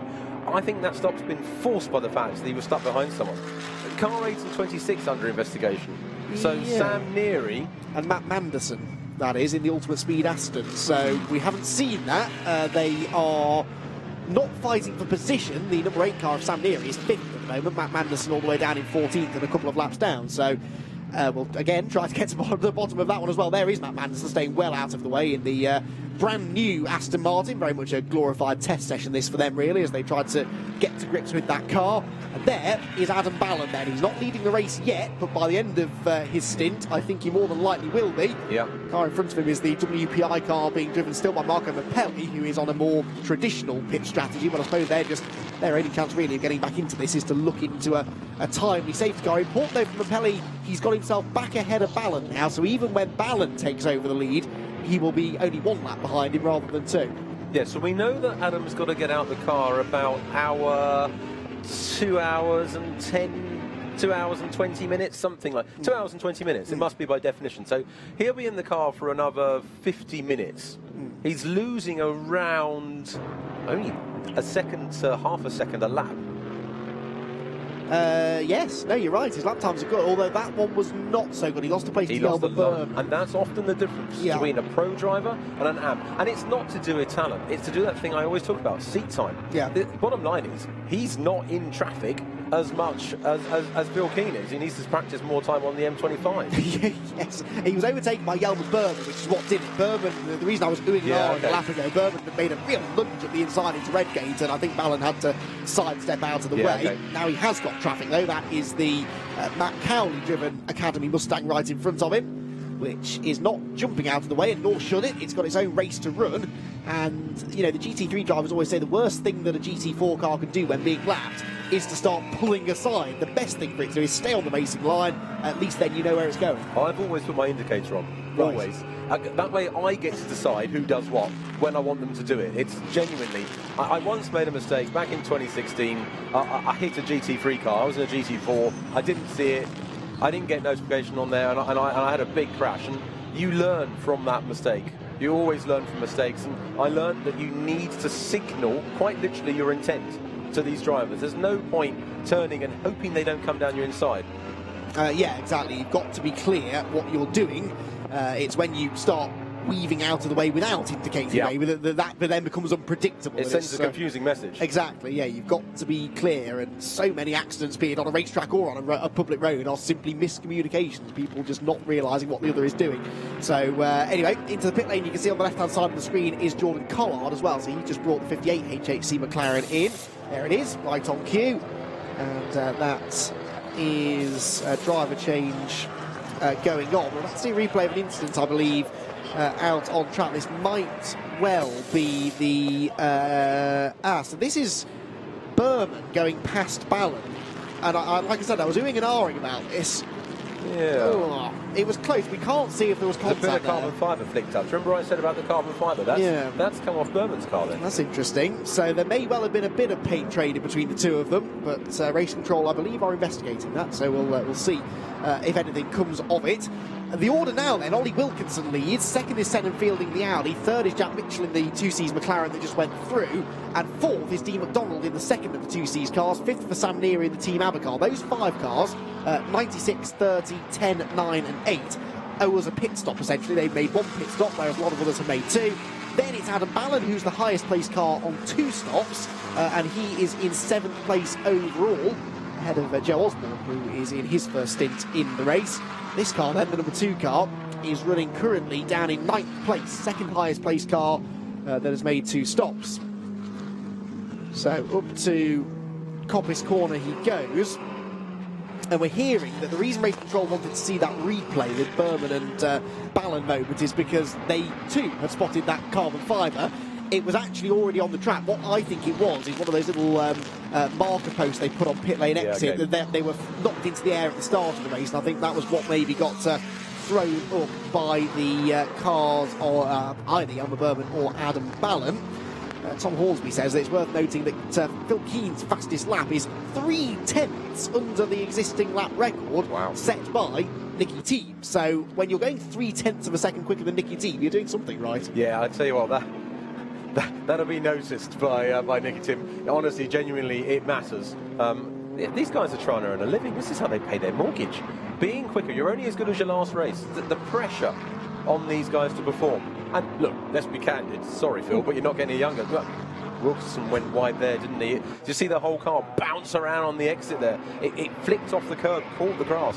But look, I guess he's got Fielding in his mirrors, doesn't he? And Fielding's catching him. Yeah, now this is, I know that they're only fighting for the lead because of other people pitting, but what a performance this is, what a stellar performance it's been from the Audi team. Because Did you just... you did, didn't you? I might have done. Because this car is only in its second appearance ever in the championship. It's new to the team. They don't have that much mileage under their belt. He is catching Ollie Wilkinson. The Audi could lead this race before too much longer. Yes, the pit stops have helped, but that won't matter to them, will it? I can't take you seriously after that Stella punt. Stella Motorsport, of course, which run the Audi. Yeah, I mean, look, Fielding, we know, is quick. Won races in the Audi GT4 car last year with the same driver, with Richard Williams. They weren't where they wanted to be at Brands Hatch in this car. It was their first time out. They didn't really get a full grip of the car, but he is coming at Wilkinson fast. Wilkinson is leading. Is this the first time he's led a race? I think it might be, but you know, when you're leading, you want to hang on to that because it gets the headlines. The guys out behind us in the media room have noted it. Wow. This is not cause problems. What is going on today? So, Ollie Wilkinson has just been given a drive-through penalty, just as we were saying that he's doing a fantastic job leading the race. So the Audi is going to lead the race, at least we got that bit right, but not necessarily in the way that Senna and Fielding would have liked. So I have to say I haven't seen that on our timing screen, but that I'm going to trust the graphic that just appeared on the screen. And so the Optimum car is going to have to come into the pit lane. He was actually just starting to get back away from the Audi as well, so that will be most frustrating. Look, I'll tell you what we'll do. Any one of the teams listening to us right now, come and see us, give us a bribe, we'll say something good about a rival, and they will have a problem. The commentator's curse is real. We're on fire today, I have to say. So Ollie Wilkinson then is about to put a lap on and a 1 second stop-go penalty for car 57. The GT4 Championship leader's getting a stop-go penalty now as well for a short pit stop. Their pit stop was 1 second under the minimum time, and that will get them a penalty.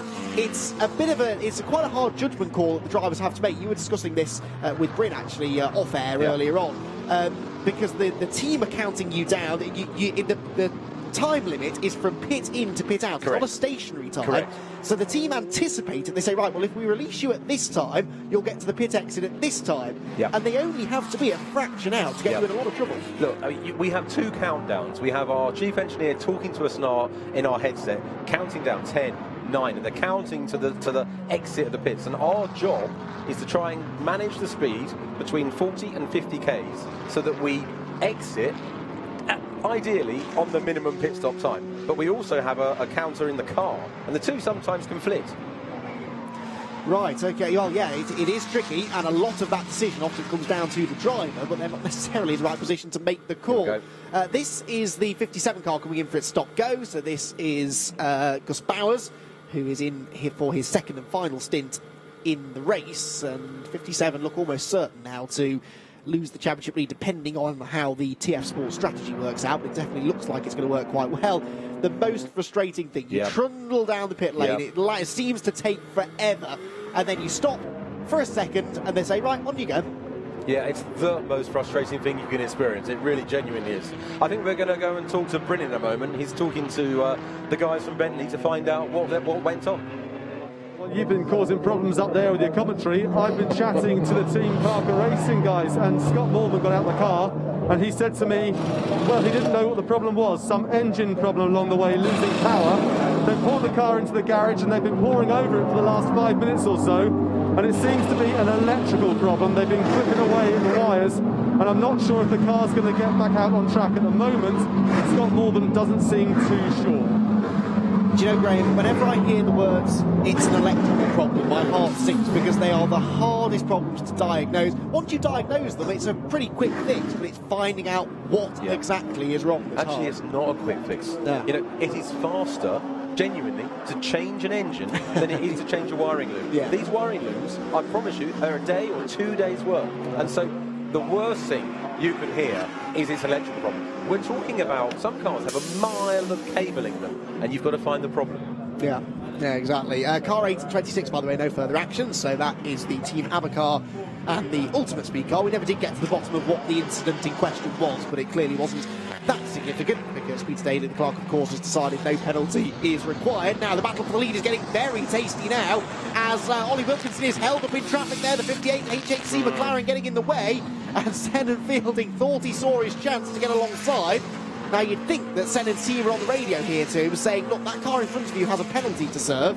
You don't need to fight this too hard. It doesn't have a penalty. Oh, it doesn't? I've just had confirmation that it doesn't have a penalty, so this is a genuine fight for the lead. So no wonder Ollie's fighting it so hard. The bloke wants to stay in front. Right, OK, there we go. So apologies for that. Then the information we were given said that there was a penalty for 96. There is no penalty. This is, as Graham says, a genuine fight for the lead. So this is getting particularly tasty, since Jack Mitchell is also taking time out of them as well. Jack Mitchell in the 2Cs car, number 10, in third position, is only 1.3 seconds off the lead. So the top three covered by 1.3 seconds, and his teammate Dean McDonald wasn't far behind them, but he's just dived for the pit lane. That might be a sign that Jack Mitchell's on his way to the pits fairly shortly as well.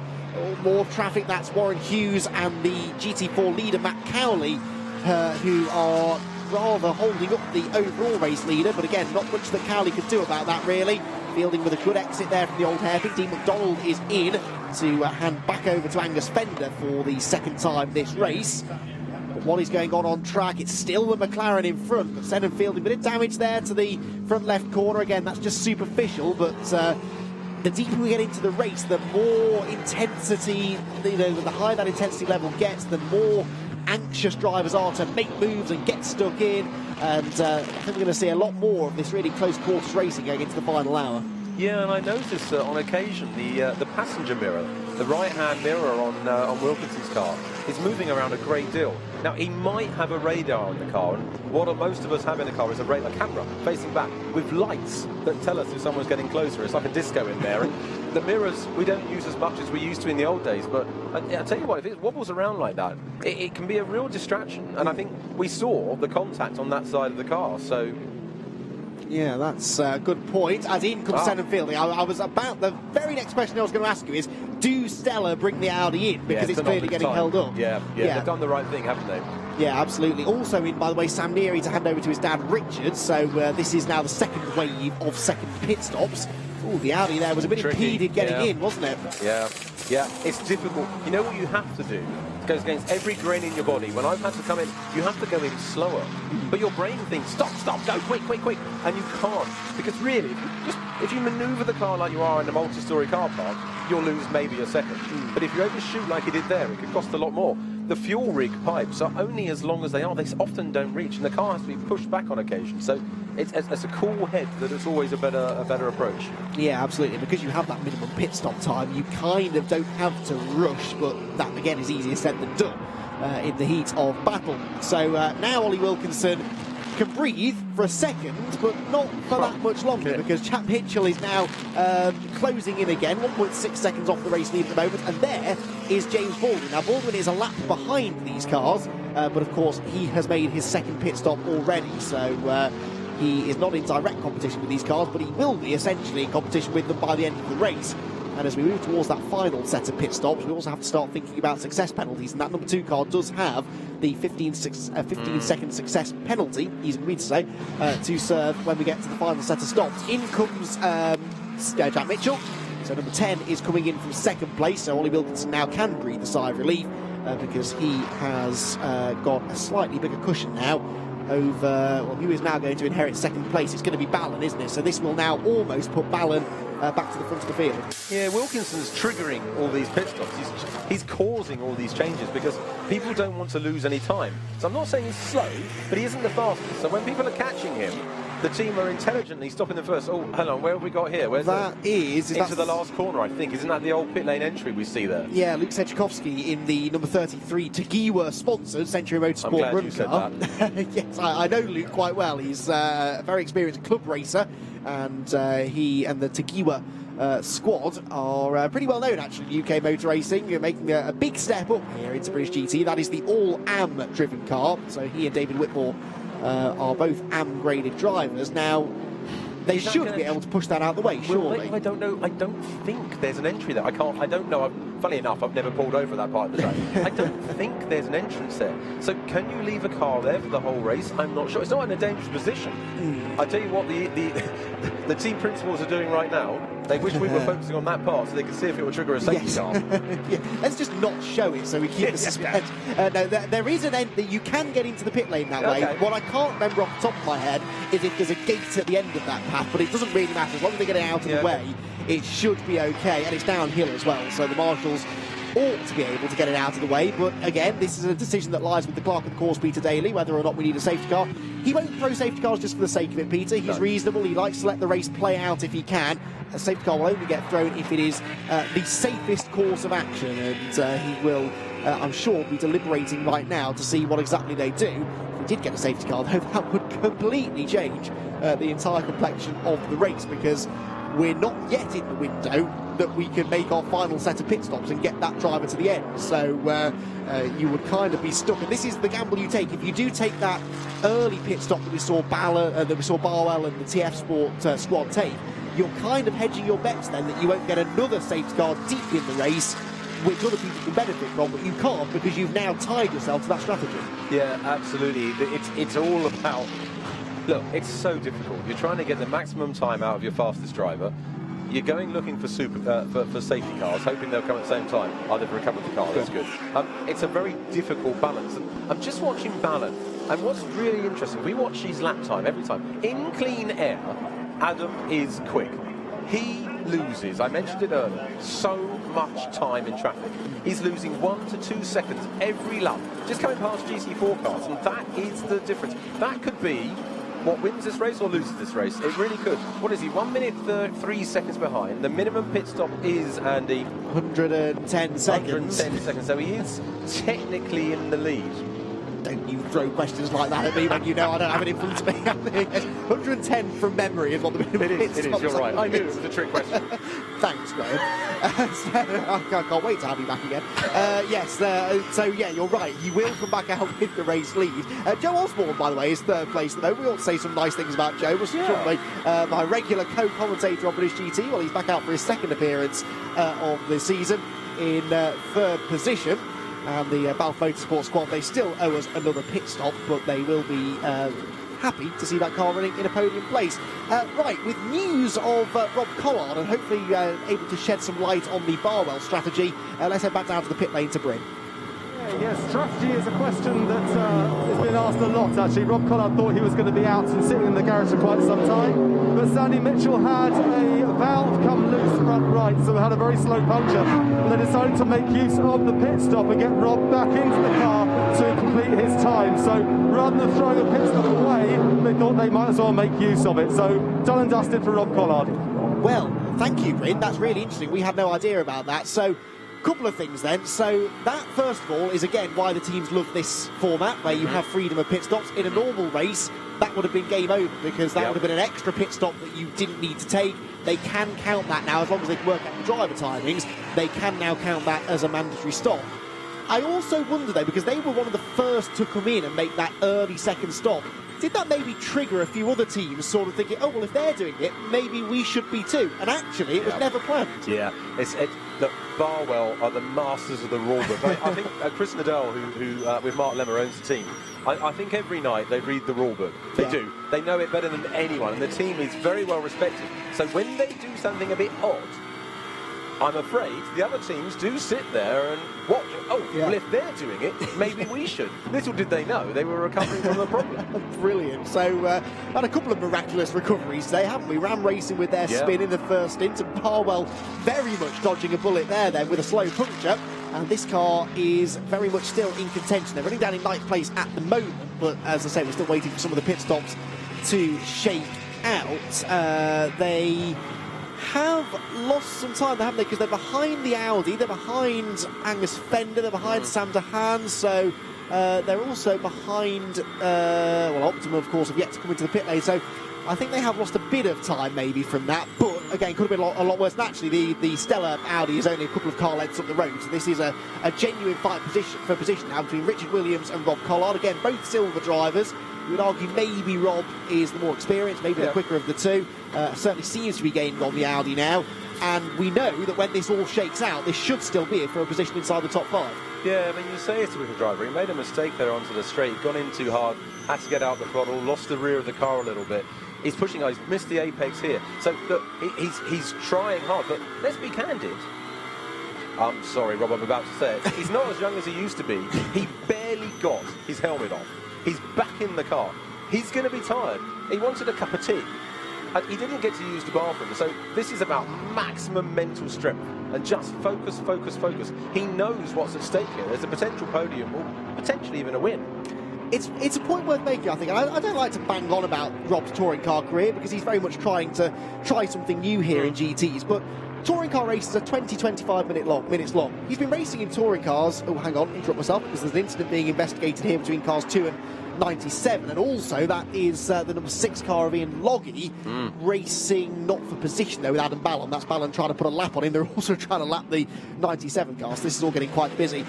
But back to Rob Collard for a moment. Touring car races, 20-25 minutes. He's been doing touring car racing for over 20 years now. That has been his life. Little short, sharp 20-minute bursts of adrenaline and energy, and then go sit down for a couple of hours and wait for the next race to start. Before that, he had years of short oval experience, even shorter races. Okay, still very physical, but not over an hour, nearly an hour and a half in the car, in the heat. It's getting hotter now as well as the afternoon wears on. That will take a toll on anybody if it's not what you're used to. It's so true. You know, I started in endurance karting. I was doing 2 to 3 hour races, and I went and did my first sprint race in a catering.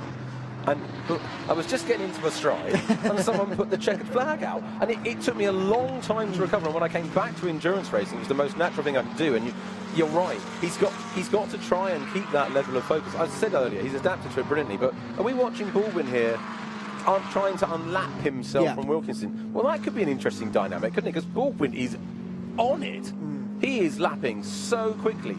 In the 28s, when everyone else is in the 29s still.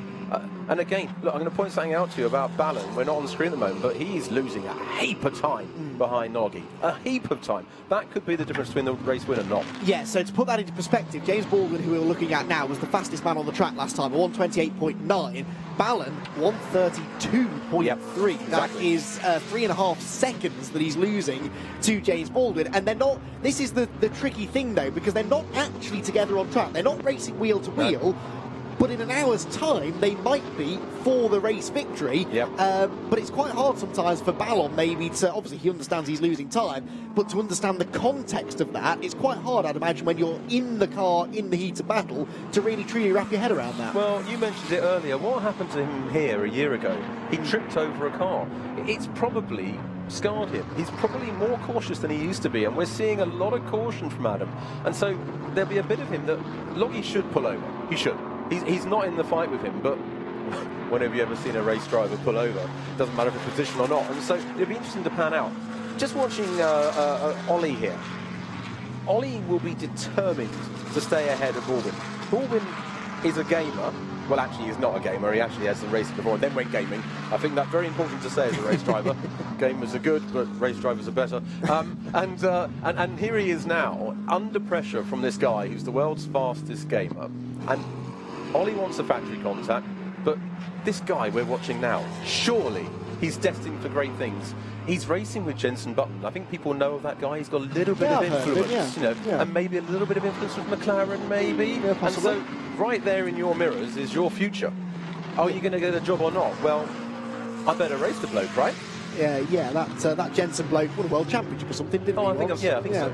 Pretty handy driver, but so too is James Baldwin, and he is applying the pressure now to Ollie Wilkinson. So as we've said, this is not for position. Wilkinson is the leader, but he's done one less pit stop than the number 2 car, and we know a pit stop loses you around a lap or so total. So this is still a significant battle to be had, and any time that Baldwin loses stuck behind the Optimum McLaren is genuine time loss that could play into Optimum's hands afterwards, especially considering they don't have a success penalty, whereas the Jensen Team Rocket RJN car, the number 2 machine, does. That's put a lap on the Speedworks car, by the way, which we haven't really mentioned much. The number 23 Toyota, James Kell, running 5th in GT4 at the moment. They've made 2 pit stops, so they have 1 more pit stop to complete, and that Toyota has, well, I was about to say the next car behind them is the number 57 championship leading HHC car, except it won't be, because that car has just been given a drive-through penalty. You've done it again. Is this not the second penalty as well that car's had? Because 57, right. they've already made 3 stops. They had a stop go for a short pit stop, and now a drive-through. So what could a drive-through be? Track limits or some other driving standards problem? Well, yeah, and the trouble is we don't know, do we? But it's devastating for them. This will be the championship. I mean, they won't have the lead by the time this race is finished. And you and I are destroying careers with everyone we talk about. It's from here we have the Lamborghini back in the pits. Rob Collard is in. I assume he's now finished his minimum driving stint. Is it now Mitchell to the end? It must be touch and go. Yes, because, well, so there's 65 minutes to go. And he definitely didn't do 35 minutes in his first stint, did he? So I think they've worked it out. He's just within the window now to get to the end. This, therefore, is their final pit stop. This is where, they have to serve their 20-second success penalty. So that 78 car is now going to fall further behind after this pit stop than it ordinarily would. They've also made 2 pit stops, though, since the Optimum car made its first. So they're now a full 2 pit stop cycles ahead of some cars, and they've served their penalty. This is a risk, though, because if we now get a safety car, their race is over. You're right, and it's such a balance. I mean, look, they didn't want to do that last time. We know that. We know they had a problem with the tyre valve. So this is a gamble that was forced upon them. Are we going to get a safety car? Well, look, we ran the whole of Silverstone last year, 3R race, without a safety car. We had one at the start. Yep, accidents happen at the start. Shall I put my neck on the line and say we won't have a safety car? Given the way today's gone, that's the worst thing you could have done. But yes, it's maybe not as likely as it would have been previously. We have fewer GT4 cars, for example. That's often a catalyst for drama. And if you do go off here, yes, there's gravel traps and barriers you can hit or get stuck in. But you do have grass. There are live snatch vehicles they can send out to remove the car as well. So it's not like somewhere like Alton Park, for example, where if a car goes off, 90% chance there's going to be a safety car. Here, there are ways around that. There are ways you can avoid it. And we've got lucky with the 33 BMW where that stopped, and other incidents that we've had on track that haven't brought out a safety car. So maybe not. Right, out goes 78, right behind 72, I think, although, of course, not on the same lap anymore. No, they aren't on the same lap because Ballon owes us his 3rd pit stop. Sandy Mitchell is into the end then. Matt Cowley is in as well to hand over to Sean Nell, but again, 20-second success penalty being served here because they won the race at Brands Hatch 3 weeks ago. And the Mustang, it was leading earlier, but now again, interestingly, they've chosen to take this pit stop at the earliest possible moment. Normally the pattern has been they lead and then they pit and TF take the lead and then TF pit and they get the lead again, but that hasn't happened this time. They pitted before the TF Sport cars have this time. I think the TF95 is the genuine leader. They don't have a penalty, and so Connor is actually doing very nice laps. He's lapping in the 37s, which is where he needs to be. If he can get into the 36s, even better. He's far ahead now of that, the number 97, the Ram car. Yes. That's what it's a Ram car, because it rams into them, you see. Yes. And so he's far away from that, and that's important. And look, in actual fact, number 97 is going to get distracted by a car that actually is not in too much of a race with him. I think he's looking good for Conor O'Brien, I do. ironically, speaking of Ram, the Ram Racing Mercedes is in, look right behind the Mustang, and that is a car that does not have a success penalty to serve. That will, though, be their final pit stop. So Sam Dehaan handing back over to Patrick Kujala.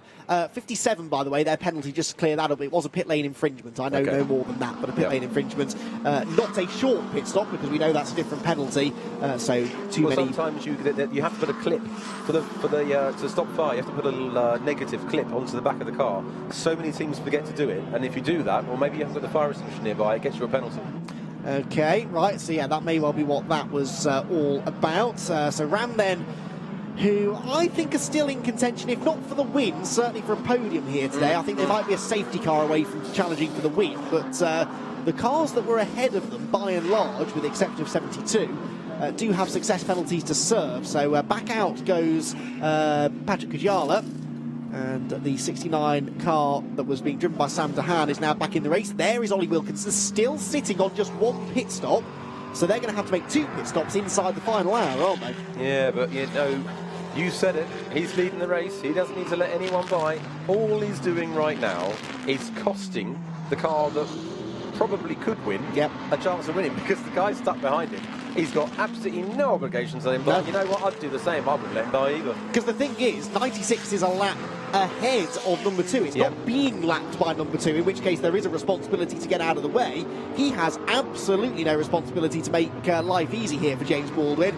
And again, this is a situation that James may not be used to. He's new to racing at this level, multi-class racing, you know, dealing with pit stop strategies and things, and he'll be sitting there now, and the team will need to be coaching him. Don't get frustrated. He's pitting. Come into the pit lane. There you go. That's a good way of getting out of trouble. So James Baldwin is in, and Michael O'Brien will take over for the final pit stop. 15-second success penalty to be served here. There might be an element of reaction here as well, because the 78 car has just pitted, 69 have pitted. They're the cars they're essentially fighting with here, and are on a similar strategy with. So I suppose it makes sense to kind of copy what they do. Yeah, and look at that. Look to the left of the screen. Brand new boots for Michael O'Brien. You watch this kid go when he gets in. I think we're going to see him. Look, one thing Michael doesn't like doing is being slower than anyone. But he's quick anyway. I think, actually, that played them back into contention. Right. So that stop at that moment is good timing. So I know Sean Goff. I used to race with Sean Goff. He's the owner of Optimum Motorsport. He's a proper Yorkshire boy.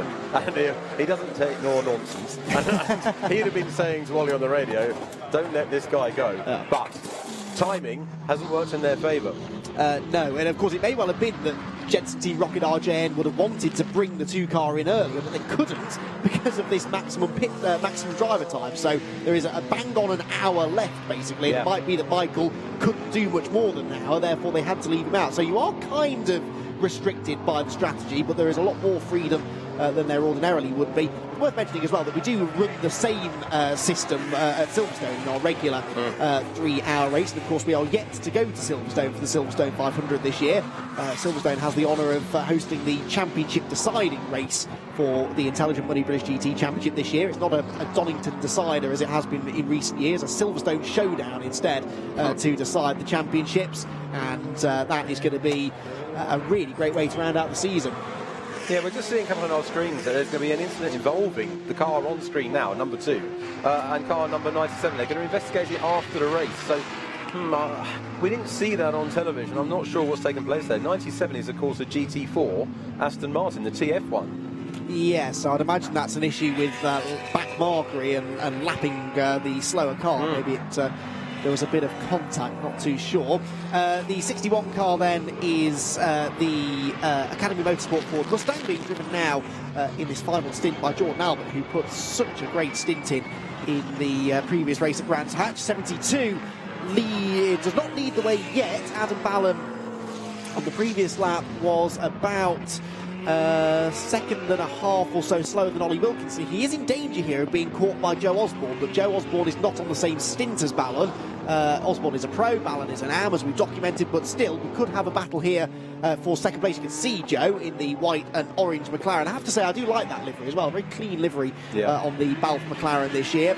And Joe Osborne, who was fighting for the race lead here a month ago when he last raced in the championship, and been a busy boy. He's been racing over in Europe a lot this year with other McLaren customer teams, and this is the life of a pro driver, isn't it? You go to a different racetrack, often in a different country, with a different team and a different co-driver every week, and that's how you make your living. It is. It's a real talent, because they drive fast, but the real thing to being a professional race driver is actually working with people like me. I'm a bronze driver, and working with people like me, we're businessmen, and we don't get to spend the time in the car. It's the single biggest difference. It's not to do with talent, he says, as a bronze driver. Obviously I'm as fast, but it isn't. Seriously, it's to do with the amount of time. These guys, their office is the paddock, their office is the car, and to them it's just normal. For you, this is exciting to watch. For the viewer, oh my goodness, this is just normal, regular, daily life. And in fact, you know what, if they're honest, sometimes it's a bit of a grind. Yeah. Yeah, it's like turning up to someone's office and sitting on their desk and going, oh my god, he answered the phone, oh my god, this is the most exciting thing I've ever seen. It's it is a day job for them. This is what they do to make a living, but it is rather a nice job to have, it's got to be said, and Joe Osborne is pretty good at it. He's also quite a good commentator, but don't tell him I said that. And he's will got be silly hair, though. well, couldn't possibly comment. Yes, he will be back in the comments box later on this year, but for now he's enjoying himself racing against Adam Ballant. And he will be applying the pressure here to one of our championship contenders. It's funny, it was Joe that was telling us the story at Donington a year ago about how you can apply pressure to championship contenders. The jar of mayonnaise was involved in some way. I can't quite remember the details. I don't want to know. He will be, I'm sure, recalling that story now, because the person he was talking about was Adam Ballant, and that must actually be quite an interesting dynamic when you've been commentating on people.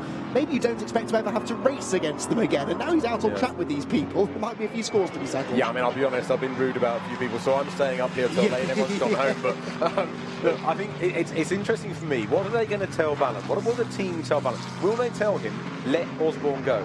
Ballant's got another 15 minutes in the car. I think it might be another 13 minutes. It's something like that. So probably the best thing to do is let him go, because we know that Adam in clean air is much better than Adam that's anywhere near anyone else. So I think that's interesting to watch. When are they going to stop this car? Well, the same time probably that Joe Osborne stops, because these are the two cars on the same strategy, aren't they? Neither of them have made their second or third pit stops yet, but they've got to be getting up towards the end of driver limits. And remember, both Joe Osborne and Donnie Wilkinson have to get back in the car at the end. So might they do a reverse of the Barwell strategy and pit very late, inside the final 5 minutes maybe, so leave this driver in, get them out of the car when they've got about 5 minutes left of their driver time, and then plug them in right at the end of the race. That's the traditional path. That's what you'd normally do, but Barwell's triggered everyone into stopping early. Exactly, so Barwell are the trend setters here in the British GT Championship. Battle for position here, Dan Vaughan and James Kell, third place in GT4 up for grabs here, and the 97 TF Sport Aston Martin. Is this a genuine fight? Yes, it is. They both made 2 pit stops, so they are on the same or similar strategies here. And this is it's always interesting to watch this Toyota. It is new to the championship, as we've said, and it certainly looks like it's a quick car out there. It seems to handle well. But as they develop it and the season goes on, it's only going to get quicker and quicker and quicker. What we don't necessarily know yet is where it is particularly strong. Is it one of those cars that's good on the brakes? Good change of direction through the chicane there, and he gets straight up the inside of Dan Vaughan. I think the simple answer is that car's quite good everywhere, isn't it? Yeah, it was interesting. I was thinking the same as you, Andy. I wanted to see where its strengths were, and we know that actually he's not that strong under brakes from last time. And look at the cutback that is it Caroline that's, or no, it's Vaughan that's getting the cutback on him. I mean, as it happens, it's done, to be honest with you. This is a really bizarre little corner. You can't see it on TV, but trust me, it's got a lot of camber in it. And unless you hold that car in tight, the car washes wide. It understeers off into the grass. So I think that's job done now. But I think it's here where we see the Toyotas particularly strong. So we're watching round turn 1. I think we'll see an advantage. I think in the high-speed stuff, it's clearly very, very, very good. It seems to have good lateral grip as Joe Osborne is in, so again, yes indeed, which will be rather damp and sweaty, I'd imagine, after what was quite a long stint. I'm choosing to ignore you. Quite a long stint for the factory McLaren driver, and Joe Osborne, well, he'll hand back over to Stuart Proctor for the shortest amount of time possible, with the greatest respect to Stuart. But Joe, this is the other tricky thing, of course. Stuart is the customer at the end of the day. He needs to make sure he's getting value for money, but and since they're not necessarily in the fight for overall honours, they might choose to let him have a bit more time behind the wheel. So there is the number 2 car then, which has now dropped, of course, down to 7th place after making its 3rd and final pit stop. So the cars that have made 3 pit stops that have not been penalties, that is still the car that is the highest placed with 3 stops. Ian Logie is ahead of him. One of those 3 stops was a penalty being served.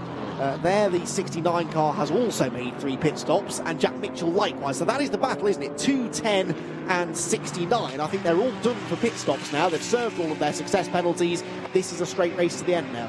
Yeah, and Michael's pace, I predicted it, didn't I? Michael's pace on this set of tyres is a lot better. And I think we know he's on brand new boots, we know he's got brand new tyres, and as I said earlier, there's 1 or 2 seconds a lap in the first part of the stint. We know he's also a safe pair of hands, but then Jack Mitchell, GT4 champion in 2018 with Century, if I remember rightly, and is a very experienced guy, has done Giannetta's on the Toka package, knows what he's doing. What have we got going on here? We got Lewis. Yeah. Is that Lewis going into the lead car? Yeah, so this will be, and they're in now, I believe, they're in the pit lane. So Ollie Wilkinson is in for his 2nd pit stop, but as we've said, that car will be back in fairly shortly, you'd imagine, for its 3rd and final pit stop. So, of course, one of the benefits of this is you can steal a march on those that have had to serve success penalties, because they've already served them now, having made their final stop. They've dropped further back. You can gain yet more track position on them this way. This will give the race lead to Adam Ballon. He's not yet come through in the 72 Lamborghini, but Ballon will get the lead. He still owes us a pit stop. Angus Fender and Richard Williams will go 2nd and 3rd, also owing a pit stop.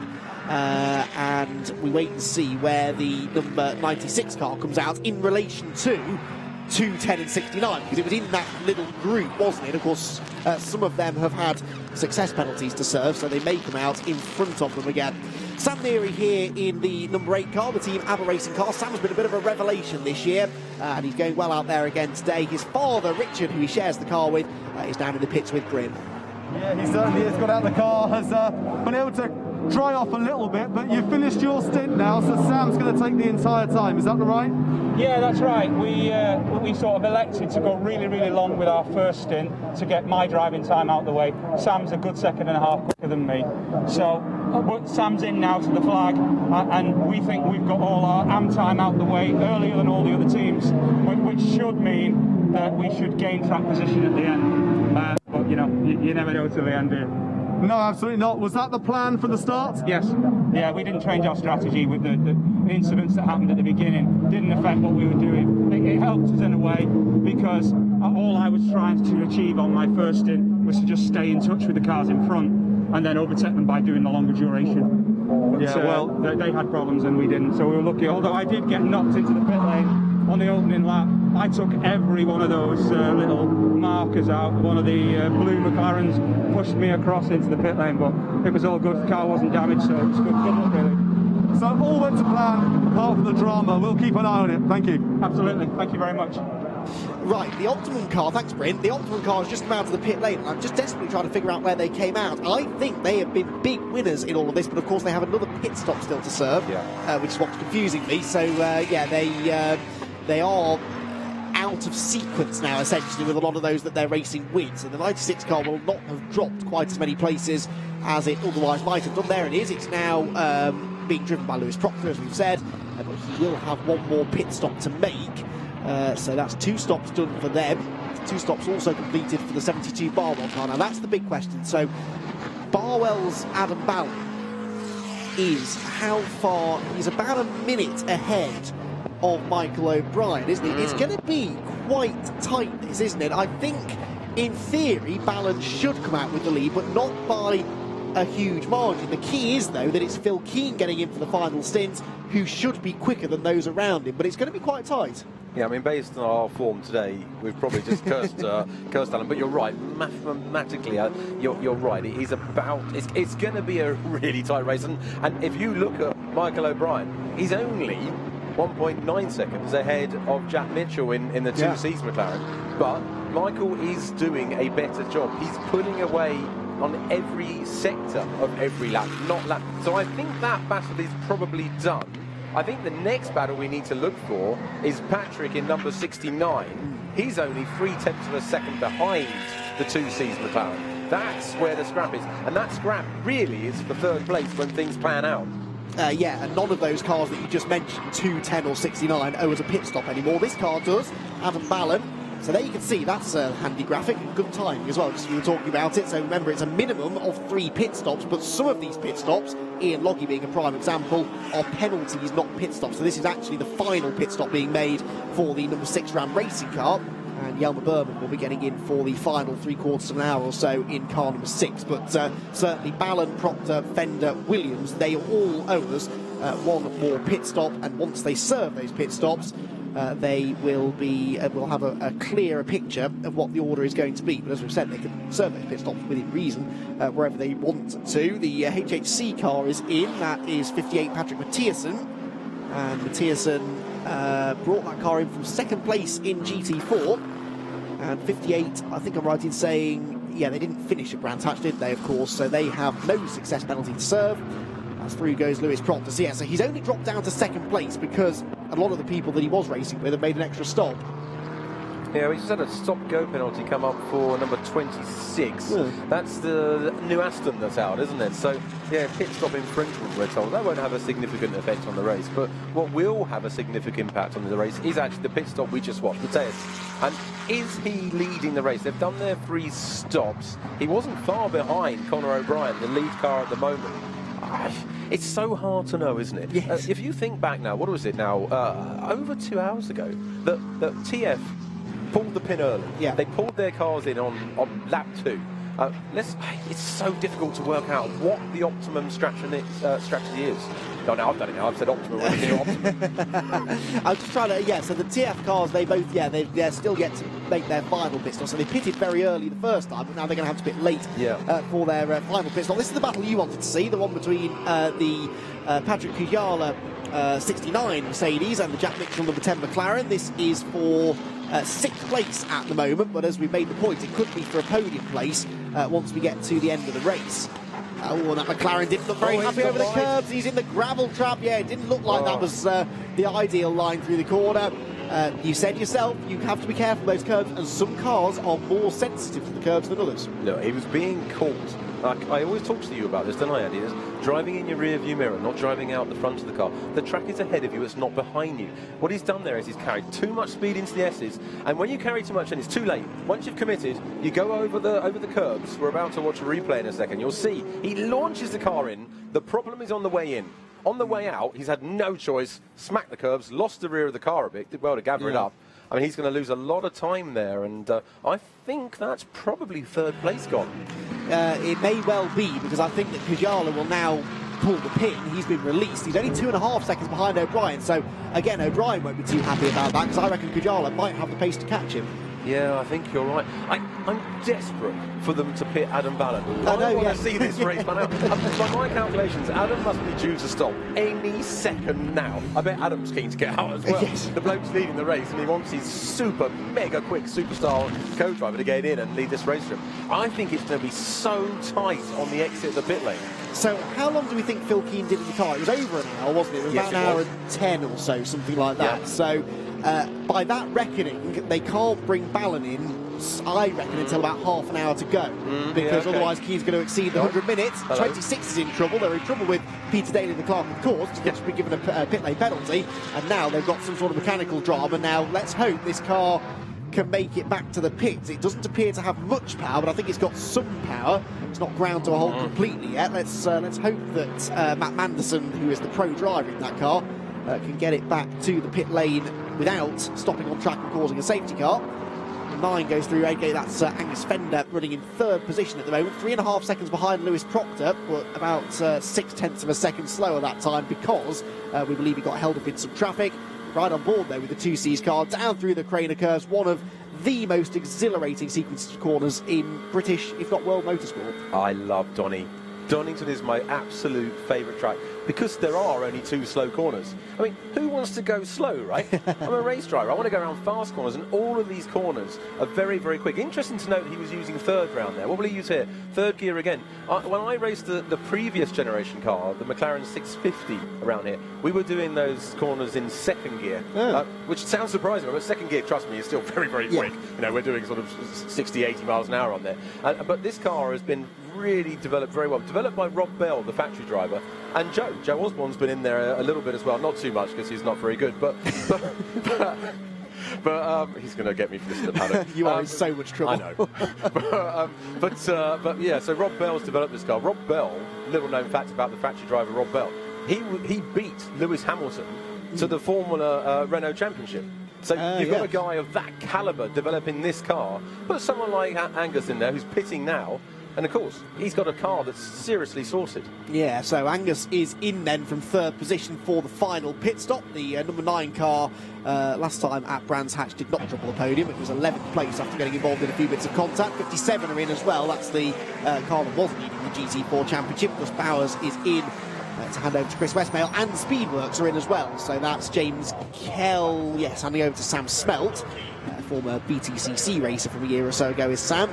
And that will be their final pit stop as well. And the Speedworks car fourth at Brands Hatch. So again, no success penalty for them. So it is all starting to unravel now. It's all starting to become a little bit clearer. But in GT3 we are, as we've said, still waiting for Adam Ballon and Lewis Proctor to come in for their final pit stop each. Tyre change there for HNC. And they're doing a ride height adjustment there. They're lowering the ride height. So what's going on there is the driver's complaining the rear of the car's loose. So you try and put brake in the car to try and get the car to turn. So you try and brake means the car's nose down. So they lift the rear of the car to try and get it to turn. But that can make the back of the car very loose. And I know this car better than I know my wife. And the car can be very loose on the rear, but then it understeers. So you're fighting this dreadful balance of, well, I want the thing to turn, but I don't want it to turn too much. So they've lowered the ride height there, I think, to try and stabilise it. They didn't change tyres, so the driver's clearly very unhappy with the balance. Yes, so I saw them doing something, but I wasn't sure if it was damage or an adjustment, so that's quite interesting. And of course, again, they have time to do this because of this minimum pit stop time. Also, remember, they are serving a 10-second success penalty too, so because it was third place last time, so that gives them an extra. You might as well use that time if you've got it. You've got to serve it. You might as well utilise it and try and make the car handle better. Although unusual, you know. Trust me, I've moaned a lot about setup, but I've never seen anything like that before. So, Adam Ballon then is leading the way. Lewis Proctor is in second place, 10.4 seconds behind him. So this is our first signal, I think, for how this race is going to pan out, because these two are both on the same strategy. They might pit at different times, but they both have one more pit stop to make. Proctor could catch Ballon here. He's over 2 seconds a lap quicker, and Ballon, as we've said, as soon as he hits traffic, seems to lose even more time. So a couple of points here. Not only does it mean that Ballon's going to have to watch his mirrors because Optimum are arriving, but does this mean that the 72 car is not going to come out with the race lead once all the pit stops are done? I've sort of counted out the Optimum car. Maybe I shouldn't have done. I mean, Lewis is on new tyres. Let's put that first and foremost. He's taken a lot of curves. I don't know if you watched there through the essence of the car bounced around. And I mean, Lewis is on a mission. He's driving very well. With 28.8 on the last lap. What is that? 3 tenths off the best lap the car's done all race. They're clearly on a mission. I know that the Proctors and Wilkinsons haven't always seen eye to eye, but this sort of thing, I bet they'll be best friends if they win. Well, and it would be just the confidence boost that they and that team need. They sit 7th in the championship. They've only had one overall podium so far this season, excuse me. As the leader goes past the GT4 leader, Conor O'Brien, there to put another lap on him. Conor O'Brien still owes us one more pit stop, so too does his teammate Dan Vaughan. They are separated by an ever-increasing margin. 95 definitely seem to have the edge here today, don't they? That gap has been growing and growing throughout the course of the race. And we ride on board with Conor O'Brien now, the Irish driver, heading through McLean's corner. And Dan Vaughan, 38.4 seconds he's pulled, or this car has pulled on the sister car. They've had the same number of pit stops, they're on the same strategy as well. That is not going to make Jamie Caroline and Dan Vaughan very happy, is it? Yeah. Especially after what happened a few weeks ago. Yeah, well, let's see what the balance of this car's like. Conor has...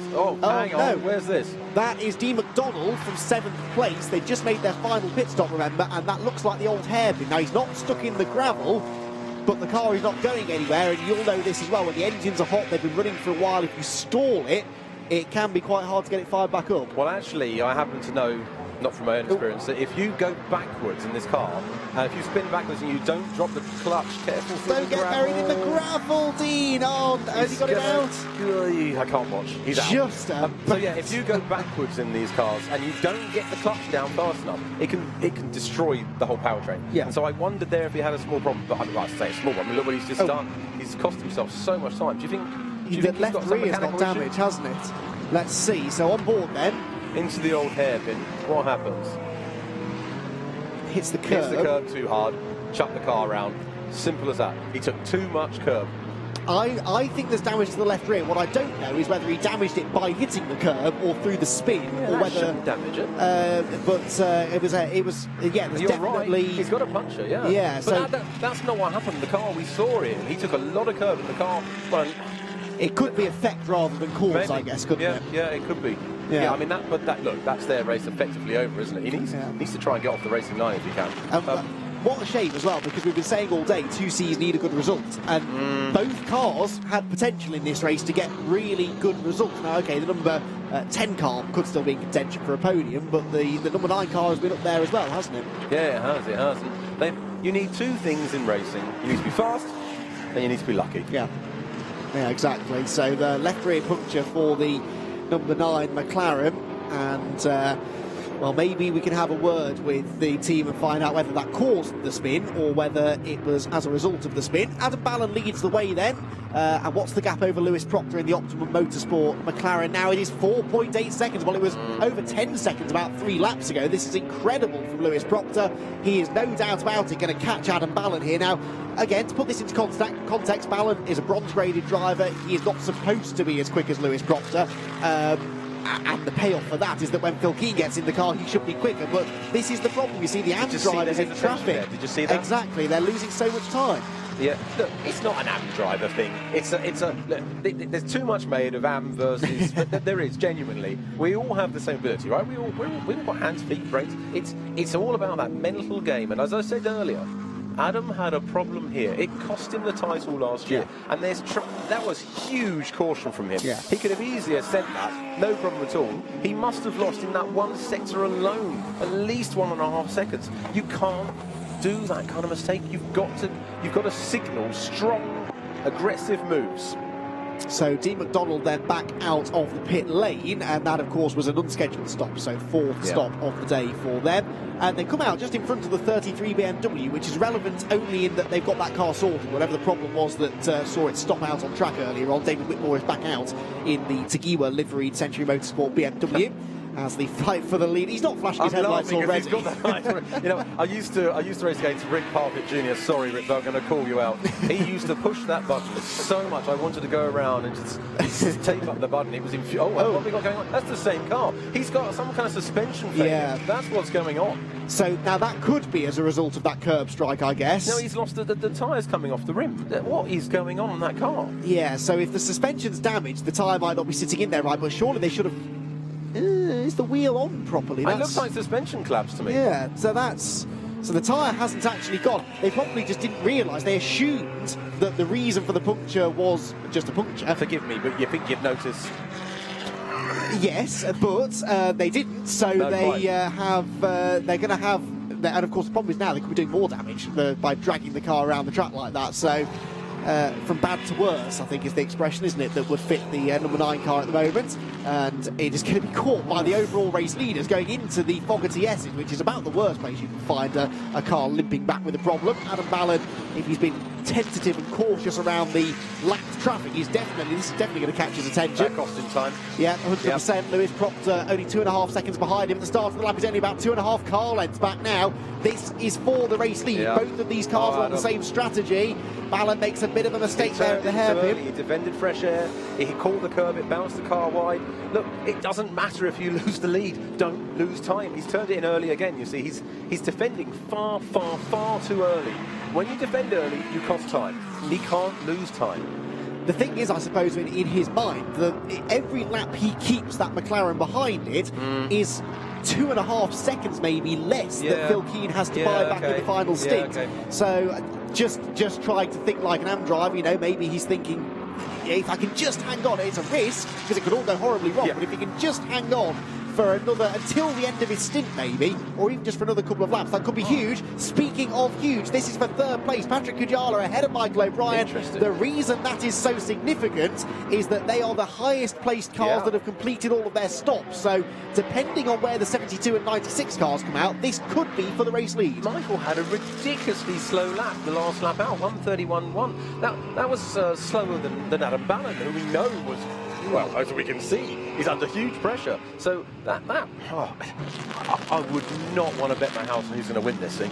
Michael O'Brien is matching, as you said, Ballon, but Kujala is not as quick as Proctor has been. So if Proctor can clear the Lamborghini quickly, it's over. Yeah, he's going to get a good run out of the chicane. He's got the inside line for the Melbourne hairpin, and Adam Ballon is trying to squeeze, but the orange McLaren is already there. It's not like you can miss that car in your mirrors, really, is it? It pulls alongside, it goes in front, and Lewis Proctor takes the race lead for Optimum Motorsport with 32.5 minutes left on the clock and one more pit stop to be served for both of these cars. Where will they come out in the amongst the rest of the field?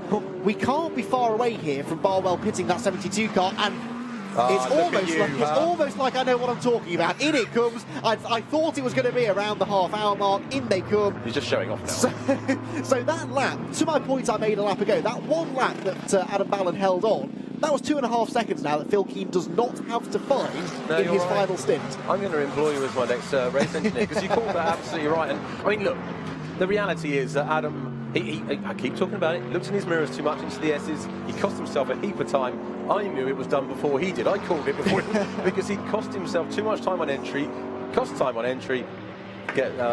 lose penalty in the exit. What have we got here? Senan Fielding in the pit lane, not for a pit stop, but for a 16-second stop-go penalty. What do you do to get that? Well, a short pit stop, but surely not by 16 seconds. I wonder if they forgot about the 14-second silver, because each... No, it's only a GT4 thing, so... No, actually, I have no idea, but somehow they've miscalculated They've run massively. out of fingers and toes, I think they have, haven't they? So that car has a 16-second penalty, which is what they're serving right now, as here is the 69 car. So, when these cars come across the start-finish line this time, they should be somewhere in the vicinity of the 72 Lamborghini, and that will be a genuine fight for position. It's Phil Keane that's getting into the 72 Lamborghini.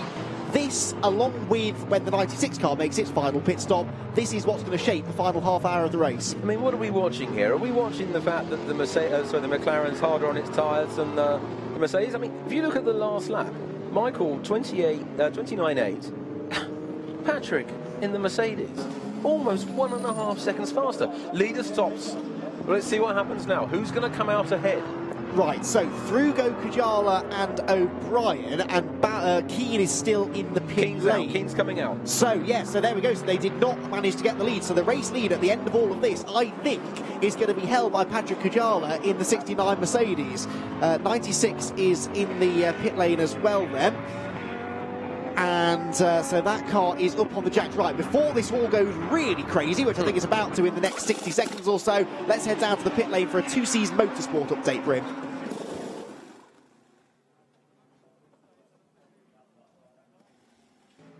We will try to get hold of Bryn in a moment or two. We will get in touch with him and hopefully find out what's going on with 2Cs. But yes, so I reckon at the moment the order is going to be 69-2.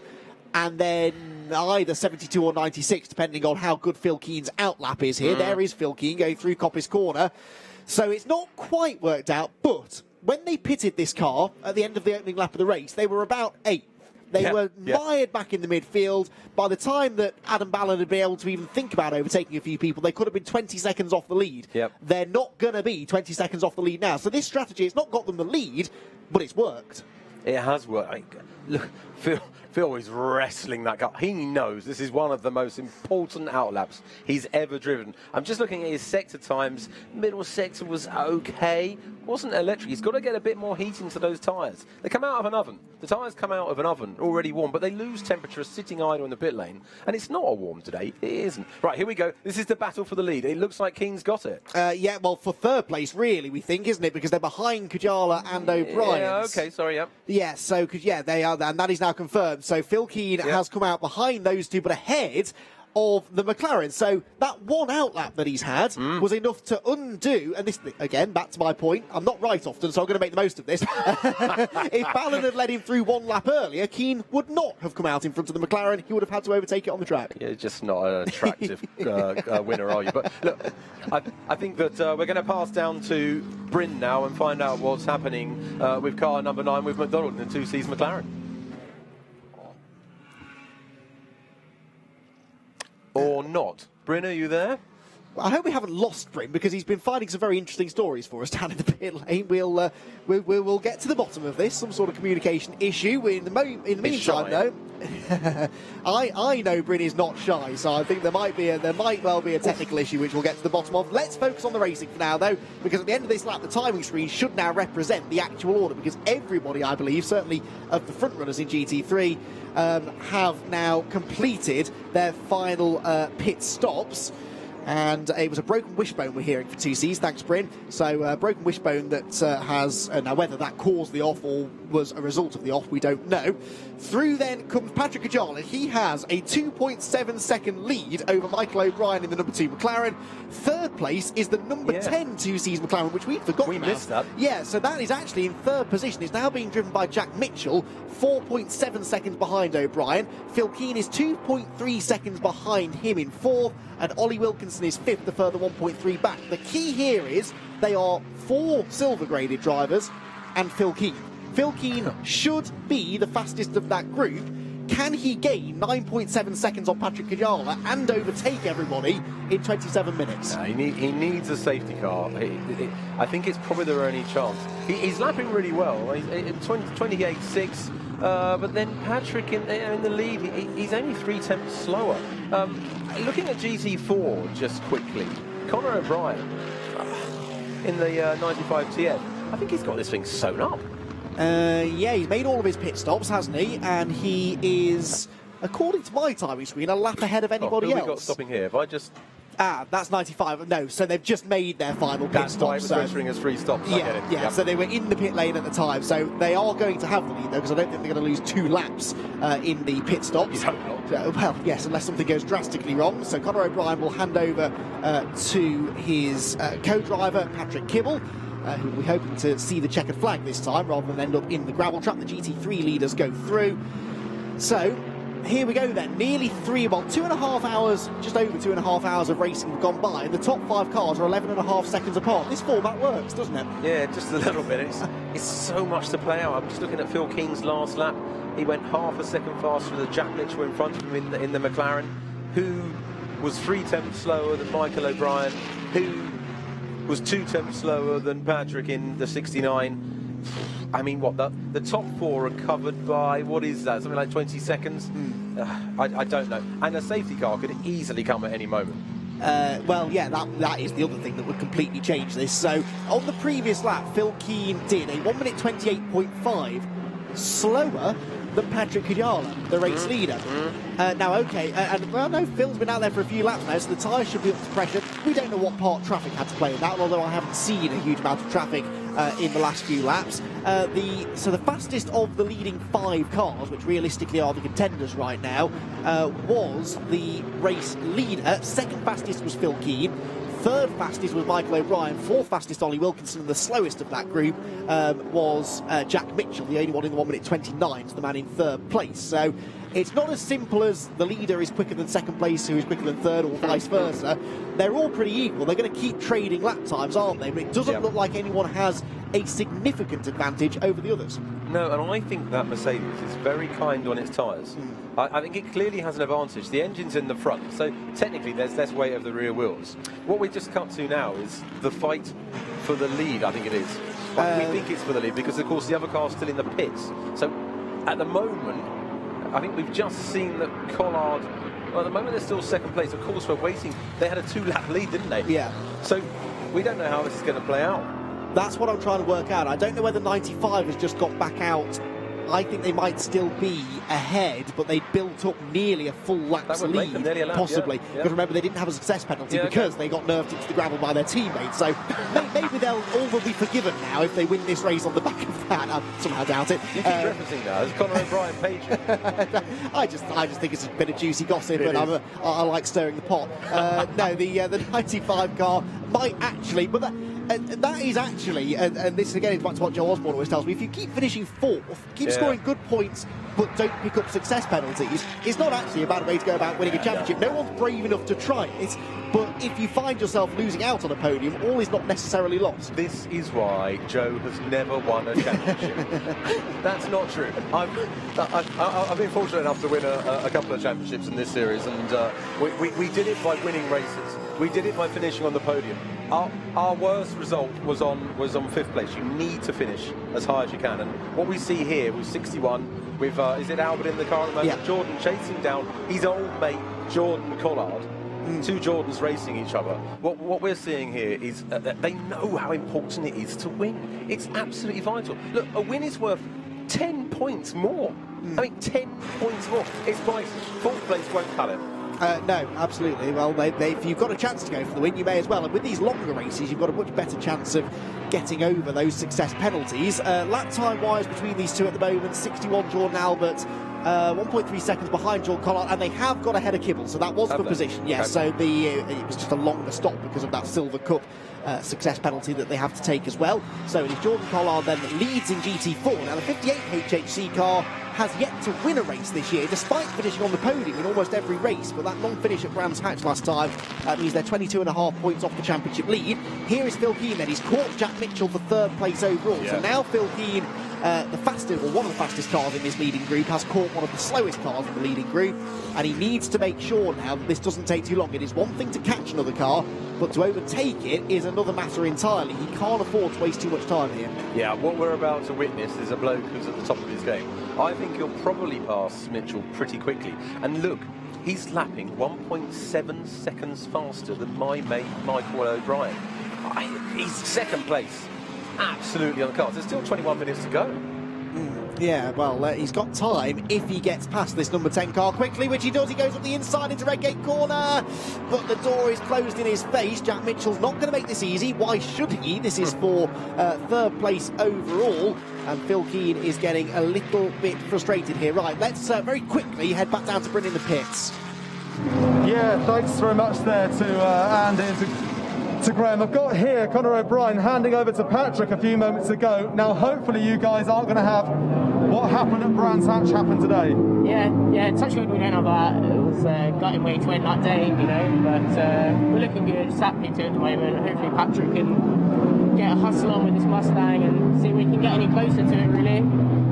Well, I'm just looking at the timing screens right now, trying to work out exactly where you are. All pit stops done, all pit stops around you, so it's worked out quite nicely. Yeah, at the moment. Yeah, it worked out really nice. We done an early stop with the safety car to start the race, so we were kind of one pit stop up ahead of everyone else. So we kind of knew it was either going to pay out or we were going to lose. But you know, it is what it is. Hopefully, we just need some more good points and have a good finish, really. And just very, very quickly, tell us what it was like after the race at Brands Hatch. What did the conversations go like since then? Yeah, it was an interesting one. I disappeared off and left it to the team to deal with, and to be fair, they've done a good job. So there's a lot more respect, and both cars have driven really well this weekend, and both respecting each other, and it's been really good. Great stuff, thank you very much. There you go, Andy, they've kissed and made up. Well, there we go, that's interesting stuff. Thanks, Bryn. Meanwhile, Phil Keane is into third place ahead of Jack Mitchell. Perfect timing there. Just as the interview finished, he made the move into Redgate, and the Lamborghini is through. Right, next job, catch and overtake Michael O'Brien, who is 3.7 seconds further up the road. Keane is 9.9 off the lead still, so that gap hasn't changed really since he came out of the pit lane. So he's not lost any time stuck behind Jack Mitchell, but he's lost time in the sense that was 5 minutes now that he spent following the McLaren, not chasing after the cars in front. Yeah, I mean, even though following him, his pace was good, I'll be fascinated to see what sort of speed Keane's got in him.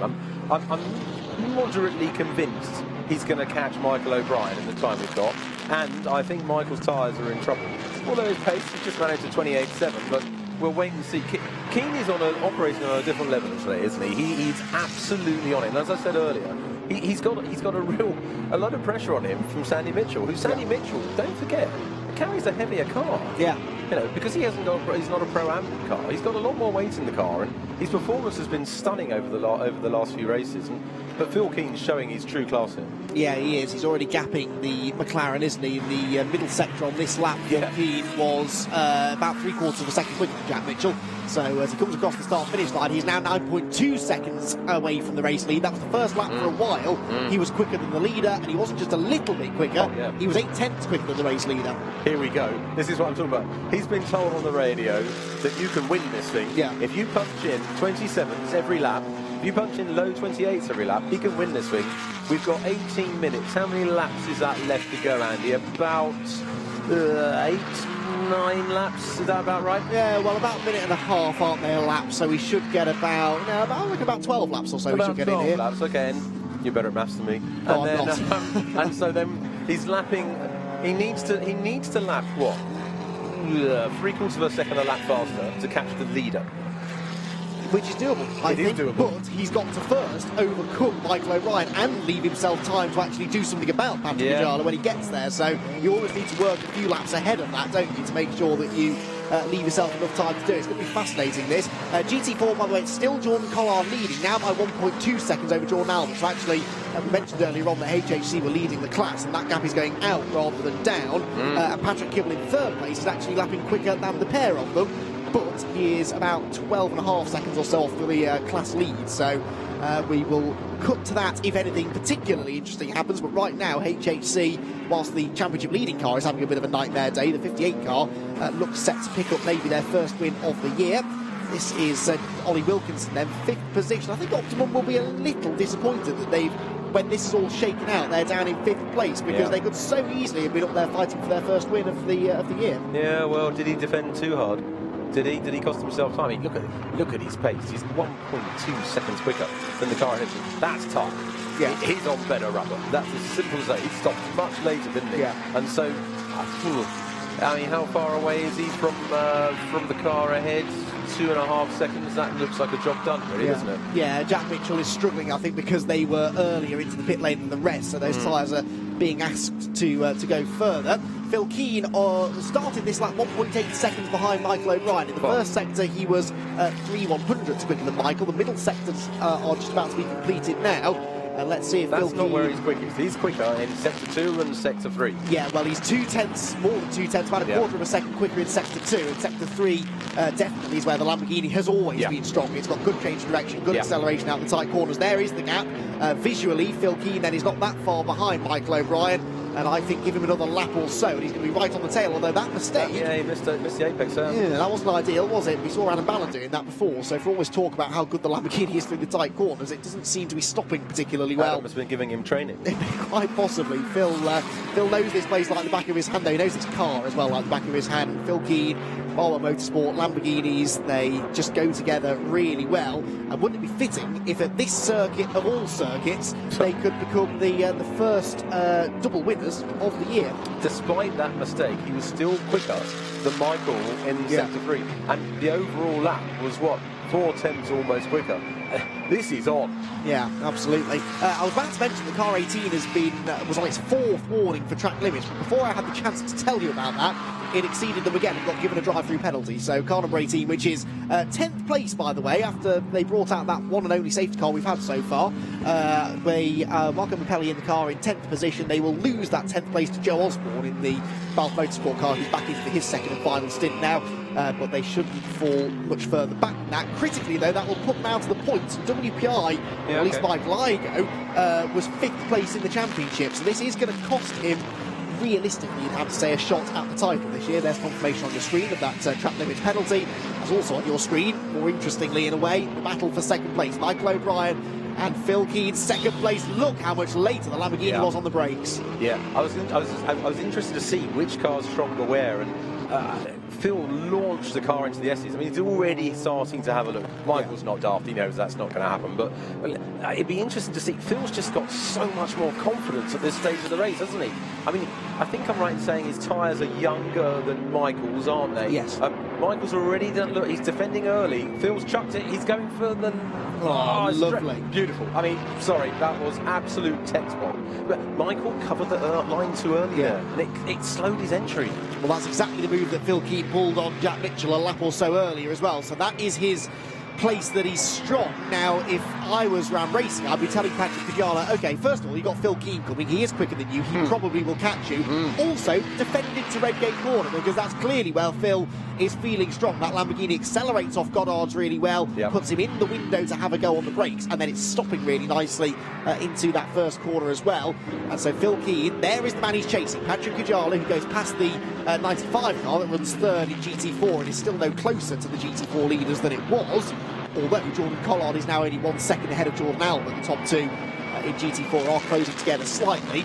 But Phil Keane then, the starting point is about 8.5 seconds that he's got to gain, and he's got 13 minutes to do it. It's tough ask. Touch and go, this, isn't it? Yeah, it is. I'm just trying to look where they are in terms of where's the strips. We know how good that Mercedes is in sectors 1 and 2. Yeah. We've seen it against the Lamborghini earlier in the race, and we know it was really, really strong there. So we're going to have to wait and see again. I think it's still at around that 3/4 of a second every lap that Phil needs to win this, well, to catch the leader. Yeah, I'd say so. We've probably got about 8 laps to go, I reckon. Over the course of that lap then, Phil Keane was a 1/10.5 quicker, despite the overtake that he was having to make as well. Now, yeah, so this is something that's been bubbling away for the last half hour or so. I've been keeping an eye on the SRO app, which all of the teams discuss various things on, and they've been discussing cars 2 and 69 have been under investigation for a while for an incident that we don't really know what it was. It's going to be investigated after the race. Now, those two made contact at the very start of the race, but it was decided by Peter Daly, the clerk of the course, no further action. So either they've come together again since then, or maybe an appeal has been lodged or something by Ram Racing. But either way, cars 2 and 69, the cars that run third and first respectively in this race, an incident involving those two will be investigated after the race. But what was introduced by SRO, the series organiser, last year, was a real-time complaint system. Yes. It's not been in place before, but you can now write your rant and go straight to race control. And that's clearly what's going on here. Either car 2 or car 69, I'm going to guess it's car 69, because, car 2 rather, because they're behind 69. So they've obviously got into a major rant online, and they're demanding an investigation. Yeah, well, we're going to try and ask race control and find out, get a bit more clarity on exactly what the incident in question is. Hopefully it doesn't put a shadow over the end of the race, but for now we will focus on the gap, which is coming down by a whopping 0.003 of a second that time. So Phil Keane and Patrick Kujala essentially matching each other. Interestingly, Keane in the first sector was over a 10th quicker. So it's the rest of the lap. It's the middle sector, really, isn't it? Traffic there, though, for the 69 car. No, and these are the GT4 leaders that they're going past now, Jordan Collard and Jordan Albert. This gap between the HHC McLaren and the Academy Mustang keeps fluctuating between about 1 second and 1.5 seconds. It's changing lap by lap, but I don't think Jordan Albert has enough pace that he's going to be able to close in on the McLaren unless Jordan Collard makes a mistake. 58, as I said, looking for their first win of the year. 69 in GT3 are also looking for their first victories. And if 69 can hang on, they will be the 6th different winner from 6 races. I can't remember the last time we started the season in that manner, and honestly there are that many other cars out there that could win races. I wouldn't be surprised if no one manages to win 2 races this year, as high as the level of competition has been. Phil Keane, though, will want to make sure that doesn't happen. How's he doing on this lap? 2 and a bit tenths quicker in the first sector. Look at the second sector. Yeah, that's where the Mercedes is strong, isn't it? The fast sweeping corners. That front engine Mercedes just has the grip. No, actually, sorry to correct you, second sector, Phil Keane, 34 almost a second quicker. So, game on. Yes, now we saw the traffic at the Old Hairpin. I think that's just about at the start of the second sector, isn't it? So that might explain it. But yeah, you're right. It was a 35.2 for Kujala, a 34.4 for Keane, my mistake. And now 7.4 seconds is the gap. So it came down by 1.3 that time. Now, if you can do that every time, he can get there. But how much of that was down to Phil Keane's pace? And how much of it was down to Kujala hitting traffic? Phil Keane just at 27, a 27.9. No one's in that pace. No one. Well, I say that. Obviously, Sandy Mitchell on Sandy Mitchell on a 27.6. He's not on newer tyres, is he? No, that's impressive. Okay, so what we're learning from this is that the Barwell Lamborghinis are ridiculously quick at the end of a 3-hour race. Yes, well, that certainly seems to be the case. Andy Mitchell setting a personal best lap on the previous lap. He wasn't the only one, actually. Either Matt Manderson in the Ultimate Speed Aston Martin also set a personal best. Pretty impressive this late into the race.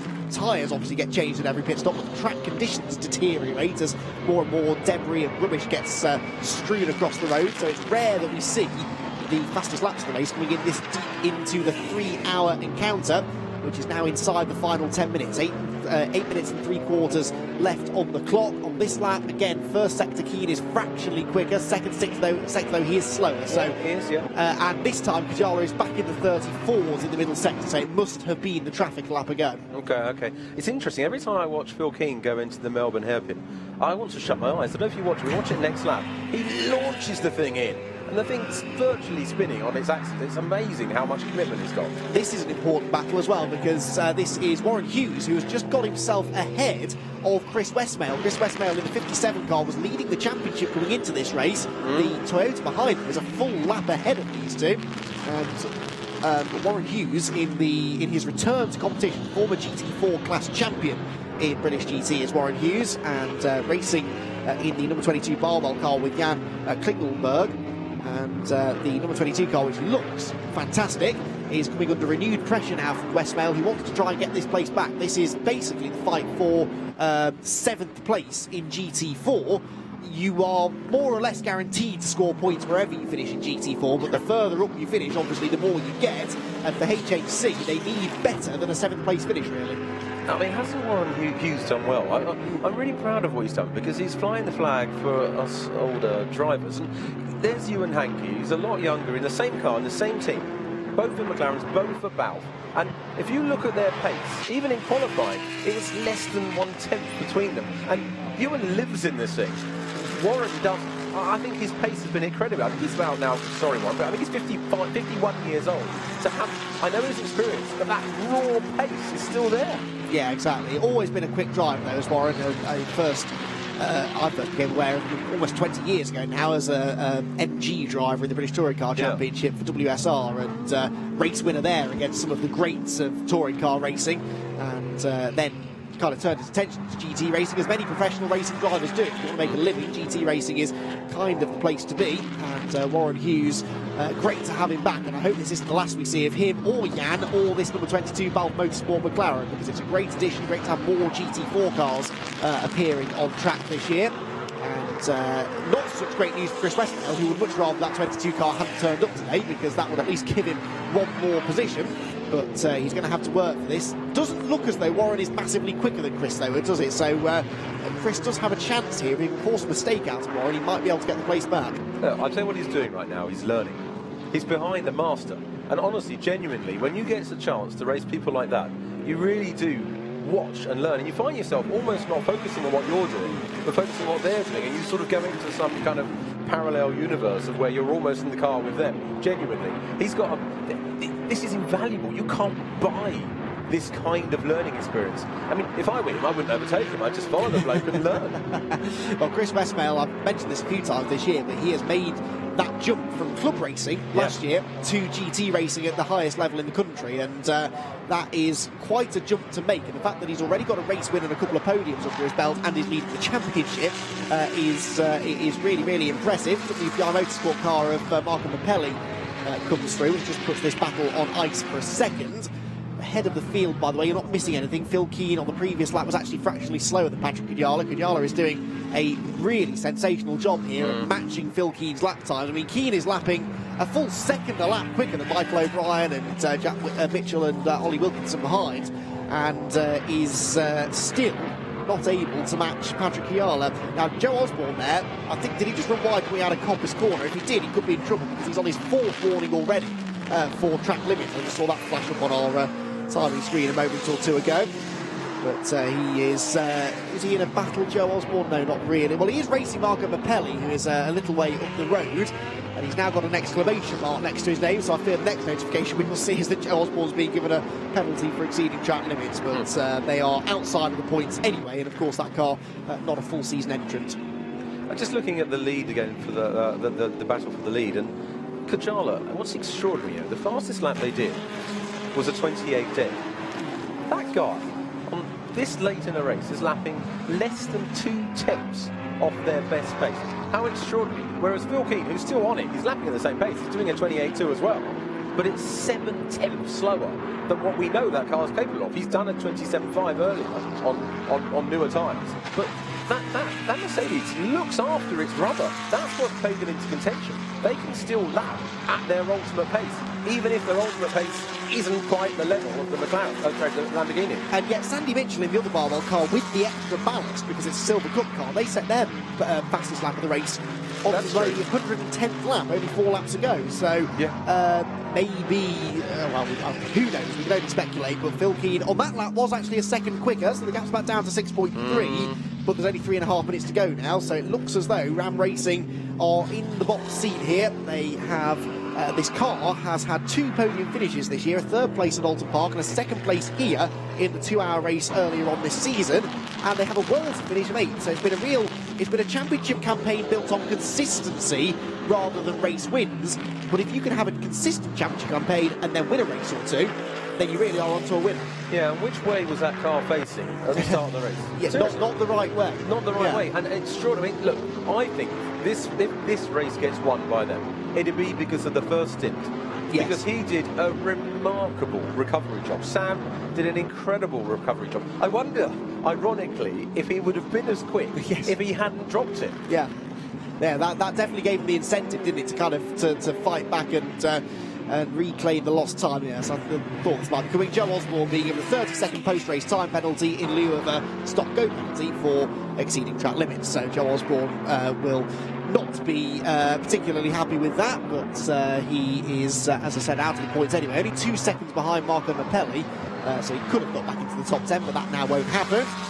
Traffic here for the leader. And, Kajala now, if we'd have had another 10 or 15 minutes to go, he might have gone for that, but I think he knows that he doesn't need to do anything silly here. Phil Keane is 5.8 seconds back. He took another half a second out of him on the previous lap, and in the first sector this time, another 3/10. The middle sector, you imagine, will have been affected by that traffic as well, but I think he could afford to be a bit more cautious there in the traffic. There will only be one more lap to go after this one. Yeah, you know, you can never be conservative. I always remember a great piece of advice I got from my old teammate, Mike Robinson. It's not over till it's over. And I remember vividly racing the time I was on the last lap. I thought I was going to win, a back marker got in the way, and I came third. And you must keep battling until the last second. And only when you cross the line, maybe before the last corner, can you afford to relax. Yeah, that's and with this amount of traffic to deal with, this is certainly not over yet, although Kajala has now cleared the Warren Hughes and Chris Westmail scrap, so he now should have clear air pretty much to the flag, whereas Phil Keane is going to have to negotiate those two on the run into Redgate Corner probably. He's going to catch them through Goddards and try to get them into turn number 1. Out of the final turn he goes, 1 minute left on the clock.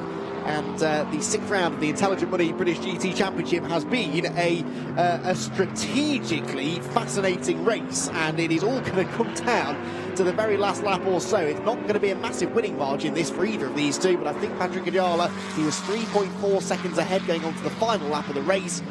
He was 2.5 seconds slower on the previous lap, and we know traffic had a lot to do with that.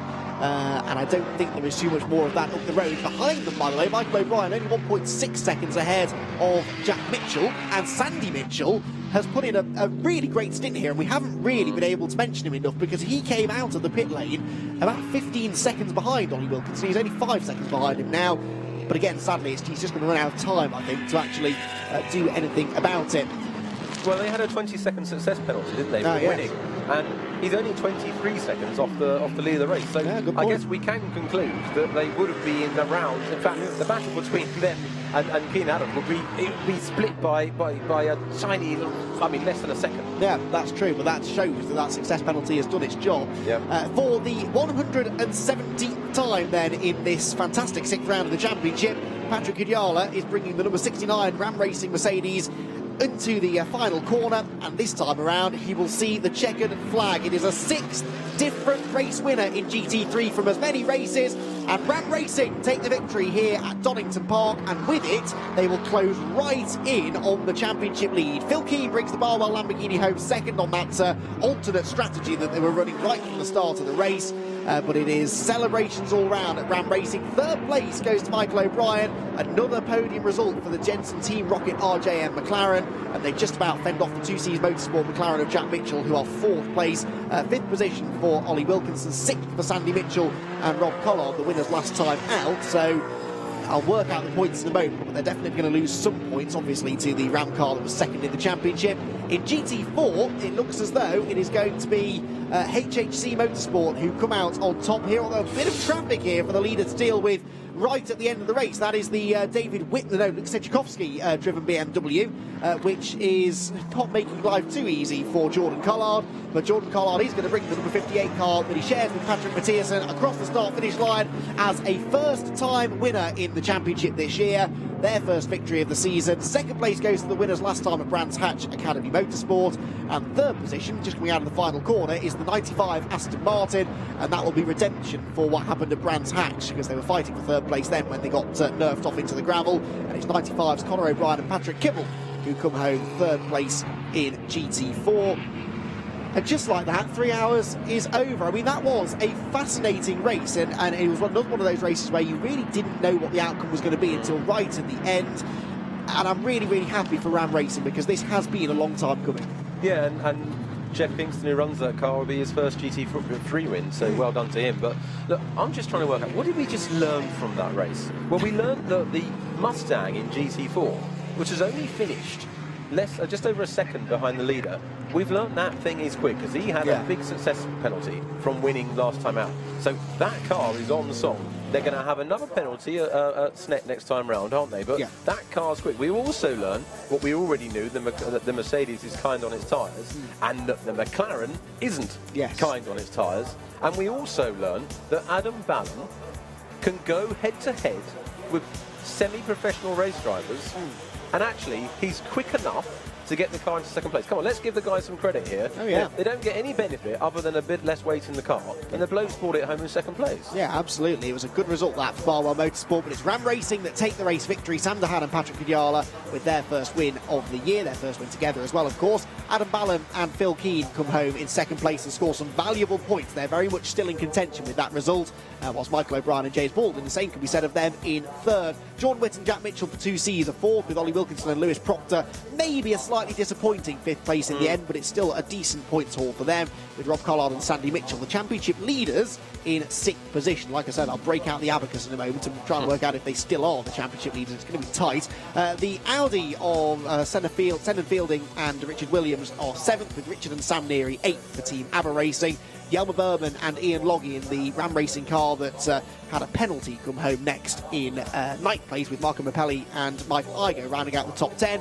In GT4, it is Dean McDonnell, no, it's not, it's Jordan Collard and Patrick Mathiasen who take the victory for HHC Motorsport. It's Academy Motorsports, Jordan Albert and Matt Cowley who are second, with Patrick Kibble and Conor O'Brien third for TF Sport. Jamie Caroline and Dan Vaughan in the sister car are fourth, so they won't have any success penalty to serve at Snetterton next time.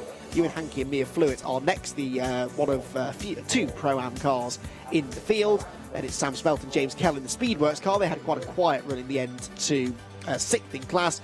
Jan Klingelberg and Warren Hughes on their first appearance in the championship this year are next, ahead of Gus Bowers and Chris Westmail in the 57 car. And then those that had problems, David Whitmore and Luke Sechikowski in the BMW pulled off with a mechanical issue midway through the race. Ben Hurst and Adam Hatfield in the pit lane early on, and of course Scott Mulvin and Nick Jones only completed 55 of the 117 laps.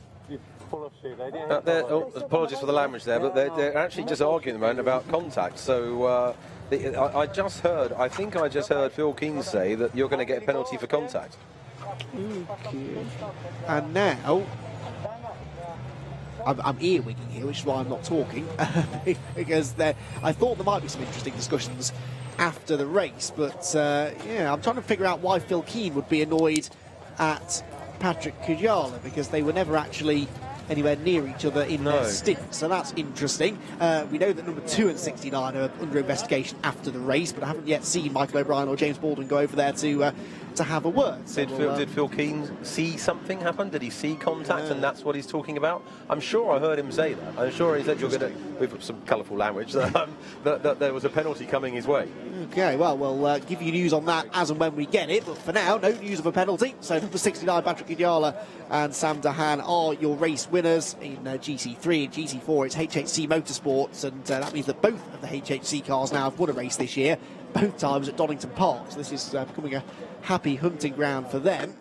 And we will momentarily be able to head down and have a word with Patrick and Sam. And the Mercedes crew become the 6th different winners of the season, and that points margin that the Barwell 78 car had is definitely going to be reduced now as a result of that, because they came home all the way down in 6th position. So see Patrick Kujala just being summoned over to the interview area, and we'll see if maybe they can shed any light on what that conversation was with Phil Keane, who's quite happy, laughing and joking now with Sam Dahan, who could really rather do with getting over to the podium area. There are Mia Fluid and Ewan Hankey, who win the Pro-Am category in GT4, and they actually had some competition this time around as well, didn't they? Yeah, they did. I have to say, I'm quite impressed, What did they finish? Is that 4th overall? 5th overall? Yeah, not bad at all. They've had a few good results, including an overall GT4 win this year, of course. The overall winners here at Donington Park, though, are Ram Racing. Patrick Kujala and Sam Dahan become the 6th different winners of the year, Brim. Yeah, absolutely. 6 different winners of the year, and what a phenomenal race that was. Patrick coming down to 3 seconds at the end, being pushed by Phil and his guys. No, not pushed at all. Everything under control, to be honest. So it might look from TV like that, but I was not worried at all. So you felt it was totally in control. You were able to manage the gap? Yes, no problem at all. And for yourself then, Sam, looking on from the side there, trying to work out what was going on, did you get nervous at any stage? No, not really. I think it's just, quite an emotional race, coming from last place after getting tagged at the first corner. To come back, I think we had a really clean race other than that. Our stints are really good, our pit stops are great. Can't complain, I think a perfect race for us, really. Well, fantastic. Thanks very much, Des. Well done to you. Cheers, thank you.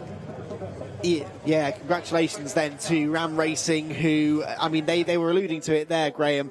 They spun at that very first corner and did an incredible job to fight back. A podium would have been a great result after that, let alone a race victory. Yeah, you don't often face the wrong way at the start of a race and end up winning. And look, they did it on pure pace. That was just pure speed from Sam Dahan in the first stint. Absolutely extraordinary. So the conversation then continues between those two. Patrick Kujala, not a man of many words, but I'm sure he is happy with the result that they have just picked up. Right, let's head down to Bryn then, who I believe has got our GT4 winners. It's Jordan Collard and Patrick Mathiasen for the first time this year on the top step of the podium. Yeah, and I think these two are a little bit happier than Patrick's seen just there. But Patrick, well done to you, Jordan, as well. Fantastic race. Yeah, thank you. Yeah, well, Jordan did an amazing job in here in the end. I really pushed the car right to the limits. And yeah, the strategy went with us today, so really happy. Now for yourself then, Jordan, when you were in the car at the very, very end, you had the Academy guys chasing you down 2.5 seconds. Any concern at any stage? I think for about an hour straight there was concern, to be honest. No, they were really quick today as well. They've done a very good car, so yeah, no, like I said, it was just a case of being consistent. The McLaren's a really reliable car, so I knew I could get it to the end. And then yeah, just like I said, ticking over each lap, and obviously managing the GT3 traffic isn't easy, so I had him in front of me for the whole of my first stint, and then luckily behind me for the last one, which is good. So, fantastic stuff. How would you sum up that race then in 3 words? Get me home. Fantastic. Well done, gents. Great win. Brilliant answer. Well, there you go then. GT4 victory goes to the HHC Motorsport squad.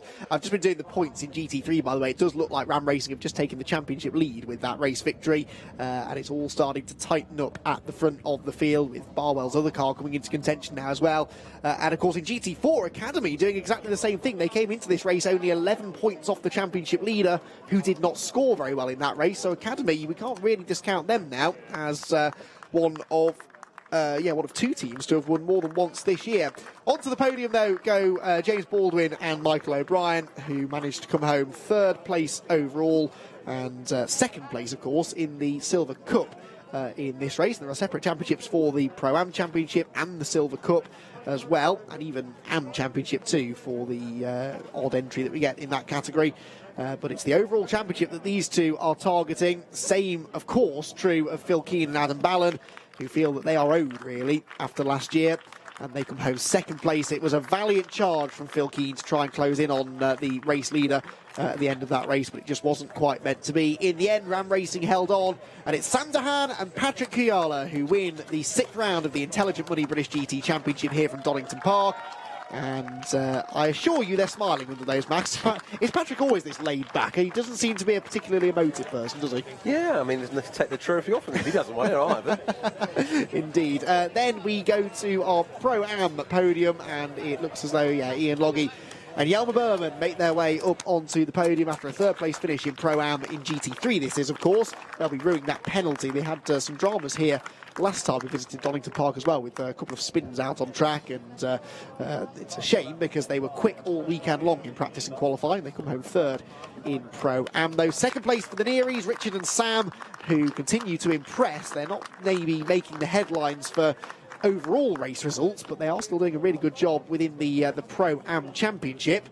And indeed, coming into this weekend, they were right up there, 4th place in the Pro-Am Championship, coming into Donington Park. It is, of course, Phil Keane and Adam Ballon, though, who win in Pro-Am. They missed out on the overall race victory by only a few seconds, but they do at least take maximum points from the Pro-Am element of the championship.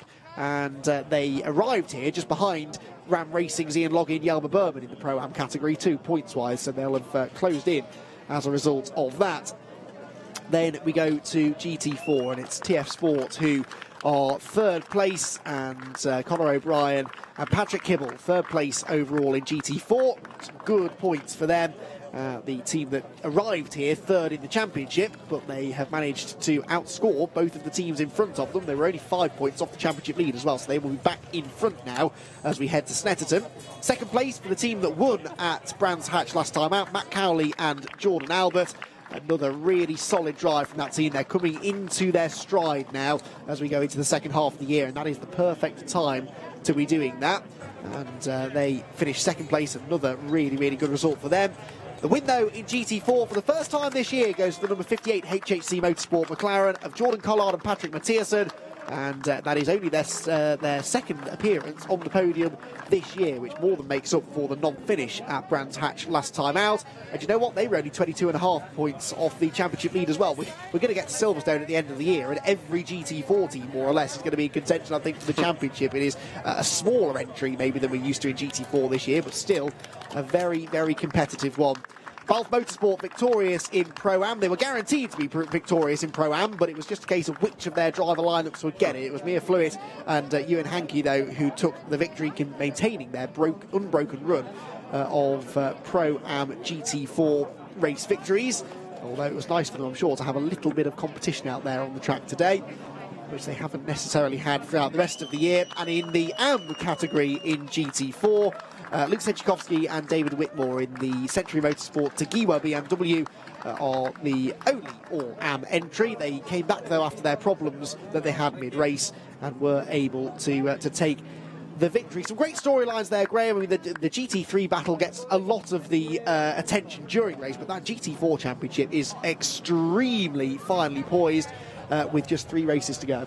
Yeah, sorry, this is reminding me of my daughter's sports day. Everyone gets a trophy, right? I'm going to go and get mine in a minute. But yeah, I mean, really, really close in GT4. The grid is small, but the racing is really good quality, and the championship's absolutely wide open. But I think it's wide open in GT3. I do. And what I love watching is the Pro-Ams taking it to the silver pairings. There's no advantage in the pit stop. It's done on pure speed. And I have to say, as a bronze driver, I'm really proud of what they're achieving. Patrick Kibble and Phil Keane, they're getting the fastest lap awards because they were the fastest individual drivers in both GT3 and GT4. And that concludes the podium ceremony in inverted commas. It's all slightly strange this year with social distancing and whatnot, but still nice that they get their moment to collect the trophies. And as happy as they are with those trophies, I think it's the points that most of those teams are particularly happy to receive. So that was round number 6 of the Intelligent Money British GT Championship. It's been a fantastic 3 hours of racing. Be sure to join us next time at Snetterton. Thank you very much to Graham Johnson for joining me up here in the box. Thanks for your company, everyone. We'll see you again next time.